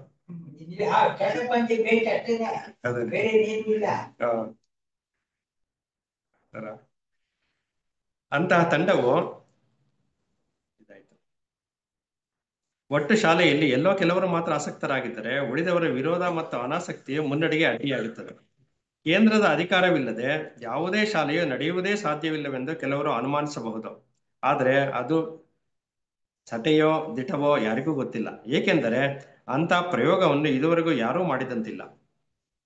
ಹಾಗೆ ನೋಡಿದರೆ ಸರಿಯಾದ ಶಿಕ್ಷಕರ ಸಮುದಾಯದಲ್ಲಿ ಅಧಿಕಾರದ ಪ್ರಶ್ನೆಯು ಎಂದಿಗೂ ಹೇಳುವುದಿಲ್ಲ. ಎಲ್ಲರೂ ಸ್ವತಂತ್ರರು, ಬುದ್ಧಿಶಾಲಿಗಳು ಆಗಲು ಪ್ರಯತ್ನಿಸುತ್ತಿರುವಾಗ ಪ್ರತಿಯೊಂದು ಹಂತದಲ್ಲಿಯೂ ಪರಸ್ಪರ ಸಹಕಾರವೂ ಸಾಧ್ಯ. ಅಂದ್ರೆ ಒಂದು ಬೇರೆ ತರದ ಒಂದು ಪರಿಸರನೇ ನಿರ್ಮಾಣ ಮಾಡುತ್ತೆ ಇಲ್ಲಿ. ಒಂಥರ ಕಮಾಂಡಿಂಗು, ಲೀಡರ್ಶಿಪ್ಪು ಅದೆಲ್ಲ ಬರೋದಿಲ್ಲ ಅಲ್ಲಿ ಕಲಿಯುವಾಗ. ಕಲಿಕೆ ಒಂದೇ ಮುಖ್ಯ ಆಗುತ್ತೆ. ಸರಿಯಾದ ಶಿಕ್ಷಣ ಅಂತ ಒಂದು ಪ್ರಾರಂಭ ಮಾಡಿದ್ರೆ ಅಲ್ಲಿ ಮುಖ್ಯವಾಗಿ ಕಲಿಕೆ ಒಂದೇ ಇರುತ್ತಲ್ಲಿ ಅಂತ. ಸರಿಯಾದ ಶಿಕ್ಷಣವೆಂಬ ಧ್ಯೇಯಕ್ಕೆ ನಮ್ಮನ್ನು ನಾವು ಸಂಪೂರ್ಣವಾಗಿ ಹಾಗೂ ಶಾಶ್ವತವಾಗಿ ಸಮರ್ಪಿಸಿಕೊಳ್ಳದೆ ಇರುವವರಿಗೆ ಕೇಂದ್ರದ ಅಧಿಕಾರವಿಲ್ಲದೆ ಕೆಲಸ ಮಾಡುವುದು ಅಪ್ರಾಯೋಗಿಕವೆಂದು ತೋರಬಹುದು. ಆದರೆ ವ್ಯಕ್ತಿಯ ಸರಿಯಾದ ಶಿಕ್ಷಣವೆಂಬ ಧ್ಯೇಯಕ್ಕೆ ತನ್ನನ್ನು ತಾನು ಸಂಪೂರ್ಣವಾಗಿ ಒಪ್ಪಿಸಿಕೊಂಡಿದ್ದರೆ ಆಗ ಅವನಿಗೆ ಯಾವುದೇ ಪ್ರಚೋದನೆ, ನಿರ್ದೇಶನ, ನಿಯಂತ್ರಣಗಳು ಬೇಕಾಗುವುದಿಲ್ಲ. ಬುದ್ಧಿಶಾಲಿಯಾದ ಅಧ್ಯಾಪಕರು ತಮ್ಮ ಸಾಮರ್ಥ್ಯಗಳ ಬಳಕೆಯಲ್ಲಿ ನಮನಶೀಲರಾಗಿರುತ್ತಾರೆ. ಅವರು ವೈಯಕ್ತಿಕವಾಗಿ ಸ್ವತಂತ್ರವಾಗಿರಲು ಪ್ರಯತ್ನಿಸುತ್ತಿರುವಾಗಲೂ ಶಾಲೆಯ ನಿಯಮಗಳನ್ನು ಪರಿಪಾಲಿಸುತ್ತಾರೆ. ಒಟ್ಟು ಶಾಲೆಯಲ್ಲಿ ಅಗತ್ಯವಿರುವ ಎಲ್ಲ ಕೆಲಸಗಳನ್ನು ಹಿಂಜರಿಯದೆ ಮಾಡಿಕೊಡುತ್ತಾರೆ. ಗಂಭೀರವಾದ ಆಸಕ್ತಿಯು ಸಾಮರ್ಥ್ಯವನ್ನು ಸಂಪಾದಿಸುವ ಹಾದಿಯಲ್ಲಿ ಮೊದಲ ಹೆಜ್ಜೆ. ಕೆಲಸದಲ್ಲಿ ತೊಡಗಿಕೊಂಡಾಗ ಇವೆರಡು ಇನ್ನಷ್ಟು ಶಕ್ತಿಶಾಲಿಗಳಾಗುತ್ತದೆ. ಅಂದ್ರೆ ಸಮರ್ಥ ಶಿಕ್ಷಕರು ಅಂತ ಯಾವಾಗ ನಾವು ಕಂಡುಕೊಳ್ಳೋದಕ್ಕೆ ಸಾಧ್ಯ ಆಗುತ್ತೆ ಶಿಕ್ಷಕರನ್ನ ಶಾಲೆಯಲ್ಲಿ, ಅದರಿಂದ ಎಲ್ಲ ಒಂದು ಬದಲಾವಣೆಗಳು ತಾನಾಗಿ ಆಗ್ತಾ ಹೋಗುತ್ತೆ. ಆ ಶಿಕ್ಷಕರು ತಮ್ಮ ಸಮರ್ಥತೆಯನ್ನ ತೋರಿಸೋದಕ್ಕೆ ಸಿದ್ಧರಿರ್ತಾರೆ. ಬಟ್ ಸಮರ್ಥ ಶಿಕ್ಷಕರಿಗೆ ಆ ಒಂದು ಸ್ಟೇಜ್ ಬೇಕಾಗಿದೆ ಮಾಡೋಂಥದ್ದು. ಅದಕ್ಕೆ ಬೇಕಾಗಿರುವಂತ ಒಂದು ಇದು ಬೇಕು, ಫೋರ್ಸ್ ಬೇಕು, ಅವ್ರಿಗೆ ಪ್ರೋತ್ಸಾಹ ಬೇಕು. ಅದಕ್ಕೆ ವಿಧೇಯತೆ ಎಂಬ ಪರಿಕಲ್ಪನೆಯ ಹಿಂದಿನ ಮಾನಸಿಕ ಆಯಾಮಗಳನ್ನು ನಾವು ಸರಿಯಾಗಿ ಅರ್ಥ ಮಾಡಿಕೊಳ್ಳಬೇಕು.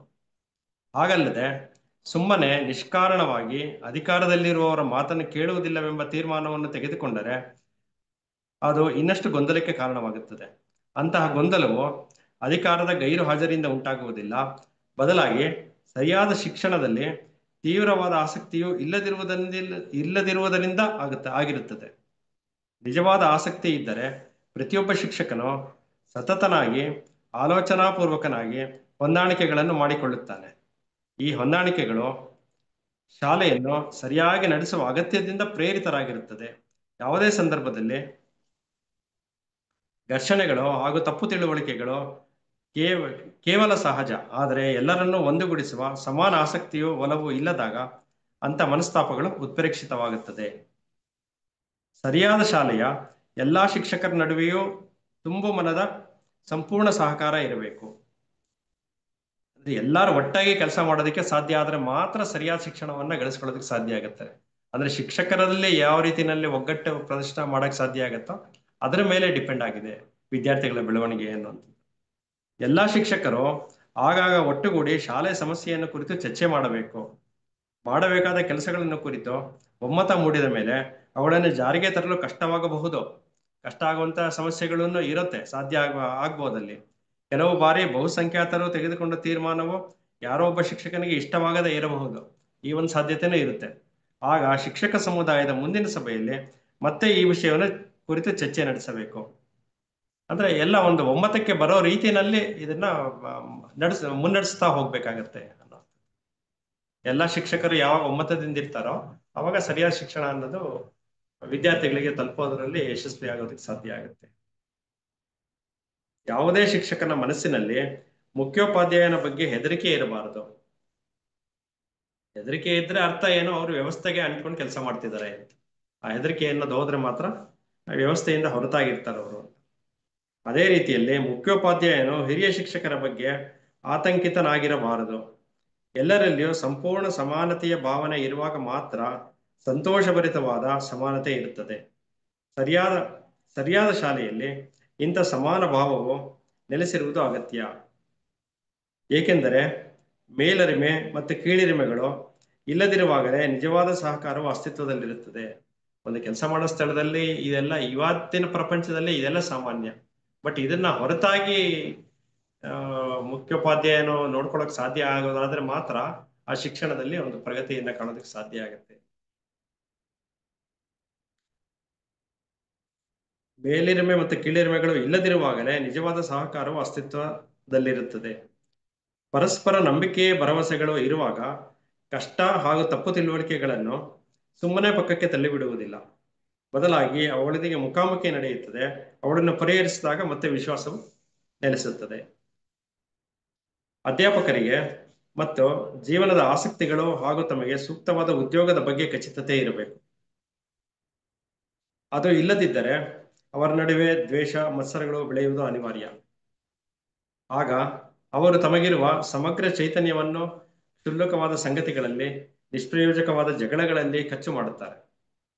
ಬದಲಾಗಿ ಸರಿಯಾದ ಶಿಕ್ಷಣವನ್ನು ನೀಡಬೇಕೆಂಬ ಆಸಕ್ತಿಯು ಜ್ವಲಂತವಾಗಿದ್ದರೆ ಸಣ್ಣ ಪುಟ್ಟ ಜಗಳಗಳು, ಮನಸ್ತಾಪಗಳು ಬೇಗ ಬೇಗ ಮರೆತು ಹೋಗುತ್ತದೆ. ಅಂದ್ರೆ ಶಿಕ್ಷಕರಲ್ಲಿ ಎಷ್ಟೇ ಒಂದು ಮಿಸ್ಅಂಡರ್ಸ್ಟ್ಯಾಂಡಿಂಗ್ ಇದ್ರೂ ಸರಿಯಾದ ಶಿಕ್ಷಣದ ಬಗ್ಗೆ ಒಂದು ರೂಪುರೇಷೆಗಳೇನಿದೆಯೋ ಅದು ಮಾತ್ರ ಸರಿಯಾಗೇ ಇರಬೇಕು. ಅವಾಗ ಬೇರೆ ಮನಸ್ತಾಪಗಳೆಲ್ಲ ಕಮ್ಮಿ ಆಗ್ತಾ ಹೋಗ್ಬಿಡುತ್ತೆ, ಅದೆಲ್ಲ ನಗಣ್ಯ ಆಗ್ಬಿಡುತ್ತೆ ಅಂತ. ಇದೆಲ್ಲ ಎಲ್ಲಿ ಜಾಸ್ತಿ ಆಗತ್ತೆ ಅಂದ್ರೆ ವ್ಯವಸ್ಥೆಗೆ ಜೊತೆ ಕೆಲಸ ಮಾಡ್ತಾ ಇದ್ರೆ ಮಾತ್ರ ಅವೆಲ್ಲ ಜೊತೆಯಲ್ಲಿ ನಡ್ಕೊಂಡು ಹೋಗ್ತಾ ಇರುತ್ತೆ. ಆದ್ರೆ ಸರಿಯಾದ ಶಿಕ್ಷಣವನ್ನ ಅರ್ಥಕೊಂಡು ಮಾಡ್ತಾ ಇದ್ರೆ ಅವೆಲ್ಲ ನಗಣ್ಯ ಆಗ್ಬಿಡುತ್ತದು. ಸಣ್ಣ ಪುಟ್ಟ ಜಗಳಗಳು ಮನಸ್ತಾಪಗಳು ಬಹುಬೇಗ ಮರೆತು ಹೋಗುತ್ತದೆ. ಅವುಗಳನ್ನು ಬಿಡಿಸಿಕೊಳ್ಳುವುದು ಸುಲಭವಾಗುತ್ತದೆ. ಆಗ ಬೆಟ್ಟದಂತೆ ಕಾಣಿಸುತ್ತಿದ್ದ ಸಮಸ್ಯೆಗಳು ಹೂವಿನಷ್ಟು ಹಗುರವಾಗುತ್ತದೆ. ಘರ್ಷಣೆ ಹಾಗೂ ವೈಯಕ್ತಿಕ ದ್ವೇಷಗಳು ವಿನಾಶಕರವೆಂದು ಗೊತ್ತಾಗುತ್ತದೆ.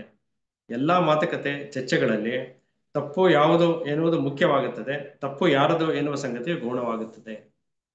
ಇದು ಸಾಮಾನ್ಯವಾಗಿ ನಡೆಯುವಂತ ವಿಚಾರಗಳು. ಯಾವುದು ಅನ್ನೋದು ಡಿಸ್ಕಸ್ ಮಾಡ್ತಾರೆ, ಯಾರು ತಪ್ಪು ಮಾಡೋದು ಅಂತ ಅನ್ನೋದು ಯಾವಾಗಲೂ ಅದು ಒಬ್ರಿಗೊಬ್ರು ಬೆಟ್ ತೋರಿಸೋ ಅವಶ್ಯಕತೆ ಇರೋದಿಲ್ಲ. ಯಾವುದೇ ಒಂದು ಕೆಲಸ ಮಾಡುವಾಗ ಮೂಡುವ ಕಷ್ಟಗಳು ಹಾಗೂ ತಪ್ಪು ತಿಳುವಳಿಕೆಗಳು ಸಮಾನ ಉದ್ದೇಶದಿಂದ ದುಡಿಯುತ್ತಿರುವ ಸಂಗಡಿಗರೆಲ್ಲರನ್ನೂ ಒಟ್ಟುಗೂಡಿ ಚರ್ಚಿಸಬೇಕು. ಏಕೆಂದರೆ ಇದರಿಂದ ಆಲೋಚನಾ ವಿಧಾನದಲ್ಲಿಯೇ ಇರಬಹುದಾದ ಗೊಂದಲಗಳು ಸ್ಪಷ್ಟವಾಗುತ್ತದೆ. ಶಿಕ್ಷಕರಲ್ಲಿ ಗುರಿಯ ಬಗ್ಗೆ ತೀವ್ರ ಆಸಕ್ತಿ ಇರುವಾಗ ಅವರ ಸಂಗಡವೇ ಬಿಚ್ಚು ಮನಸ್ಸು ಇರುತ್ತದೆ. ಅಂದ್ರೆ ಗುರಿಯ ಕಡೆ ತಗೊಂಡೋಗೋದಕ್ಕೆ ಯಾವುದೇ ಒಂದು ಅಡಚಣೆಗಳು ಬಂದ್ರು ಅದನ್ನೆಲ್ಲ ಒಟ್ಟಾಗಿ ಕೂತು ಪರಿಹಾರ ಮಾಡ್ಕೊಂಡು ಹೋಗ್ಬೇಕು ಅನ್ನೋದು. ಇದೆಲ್ಲ ಒಂದು ಮ್ಯಾನೇಜರಿಯಲ್ ಒಂದು ಇದು ಹೇಳಿರೋದು. ಅಂದ್ರೆ ಶಿಕ್ಷಕರಲ್ಲಿ ಯಾವುದೇ ಒಂದು ಭಿನ್ನಾಭಿಪ್ರಾಯಗಳು ಬಂದ್ರೆ ಅದು ವಿದ್ಯಾರ್ಥಿಗಳ ಮೇಲೆ ಪ್ರಭಾವ ಬೀರಬಾರ್ದು. ಆ ಭಿನ್ನಾಭಿಪ್ರಾಯ ಮುಂದುವರಿಯೋದಕ್ಕೆ ಬಿಟ್ರೆ ಅದು ಖಂಡಿತವಾಗಿ ವಿದ್ಯಾರ್ಥಿ ಮೇಲೆ ಪ್ರಭಾವ ಬೀರುತ್ತದೆ. ಅದನ್ನ ಆ ಸಮಸ್ಯೆನ ಪರಿಹಾರ ಮಾಡೋದಕ್ಕೋಸ್ಕರ ಅದು ಅಧ್ಯಾಪಕರ ಲೆವೆಲಲ್ಲೇ ಅದನ್ನ ಪರಿಹರಿಸ್ಕೊಳ್ಳೋ ಪ್ರಯತ್ನ ಮಾಡ್ಬೇಕು. ಅದನ್ನ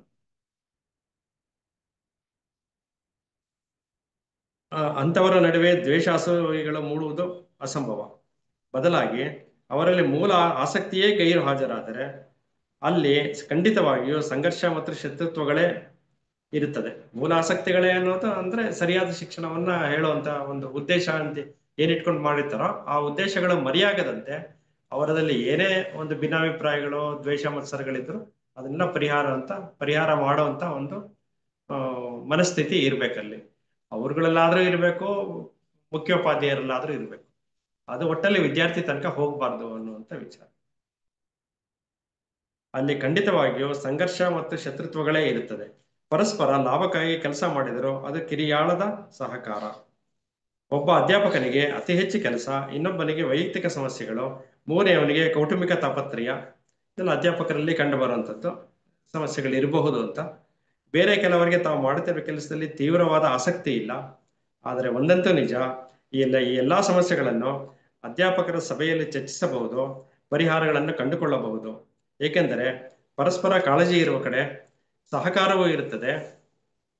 ಕೆಲವರು ಎಲ್ಲ ಕೆಲಸವನ್ನು ಮಾಡಿ ಉಳಿದವರು ಕಾಲು ಚಾಚಿಕೊಂಡು ಕುಳಿತು ಬಿಟ್ಟರೆ ಮುಖ್ಯವಾದ ಯಾವ ಸೃಷ್ಟಿಯೂ ನಡೆಯುವುದಿಲ್ಲ.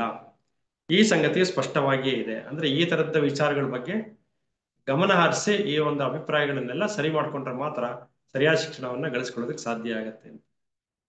ಇನ್ನು ಮುಂದಿನ ವಿಚಾರಗಳು ಇನ್ನೊಂದಷ್ಟಿದೆ, ಅದನ್ನು ಮುಂದಿನ ತರಗತಿಯಲ್ಲಿ ಮುಂದುವರಿಸಬಹುದು ಅಂತ ಅನ್ಸುತ್ತೆ. ಅಂದ್ರೆ ಇಲ್ಲಿ ಶಾಲೆಗಳ ಬಗ್ಗೆನೂ ಒಂದಷ್ಟು ಹೇಳ್ತಾ ಇದ್ದಾರೆ. ಆಮೇಲೆ ಮುಖ್ಯವಾಗಿ ಅಧ್ಯಾಪಕರು, ಮುಖ್ಯೋಪಾಧ್ಯಾಯರುಗಳು ಯಾವ ರೀತಿ ಅವ್ರ ಶಾಲೆಗಳನ್ನ ನೋಡ್ಕೋಬೇಕಾಗತ್ತೆ, ಸರಿಯಾದ ಶಿಕ್ಷಣ ಅನ್ನೋ ವಿಚಾರವಾಗಿ ಹೇಳ್ತಿದ್ದಾರೆ. ಇದು ಮುಂದುವರೆದ ಇನ್ನೊಂದು ತರಗತಿನಲ್ಲಿ ಒಂದು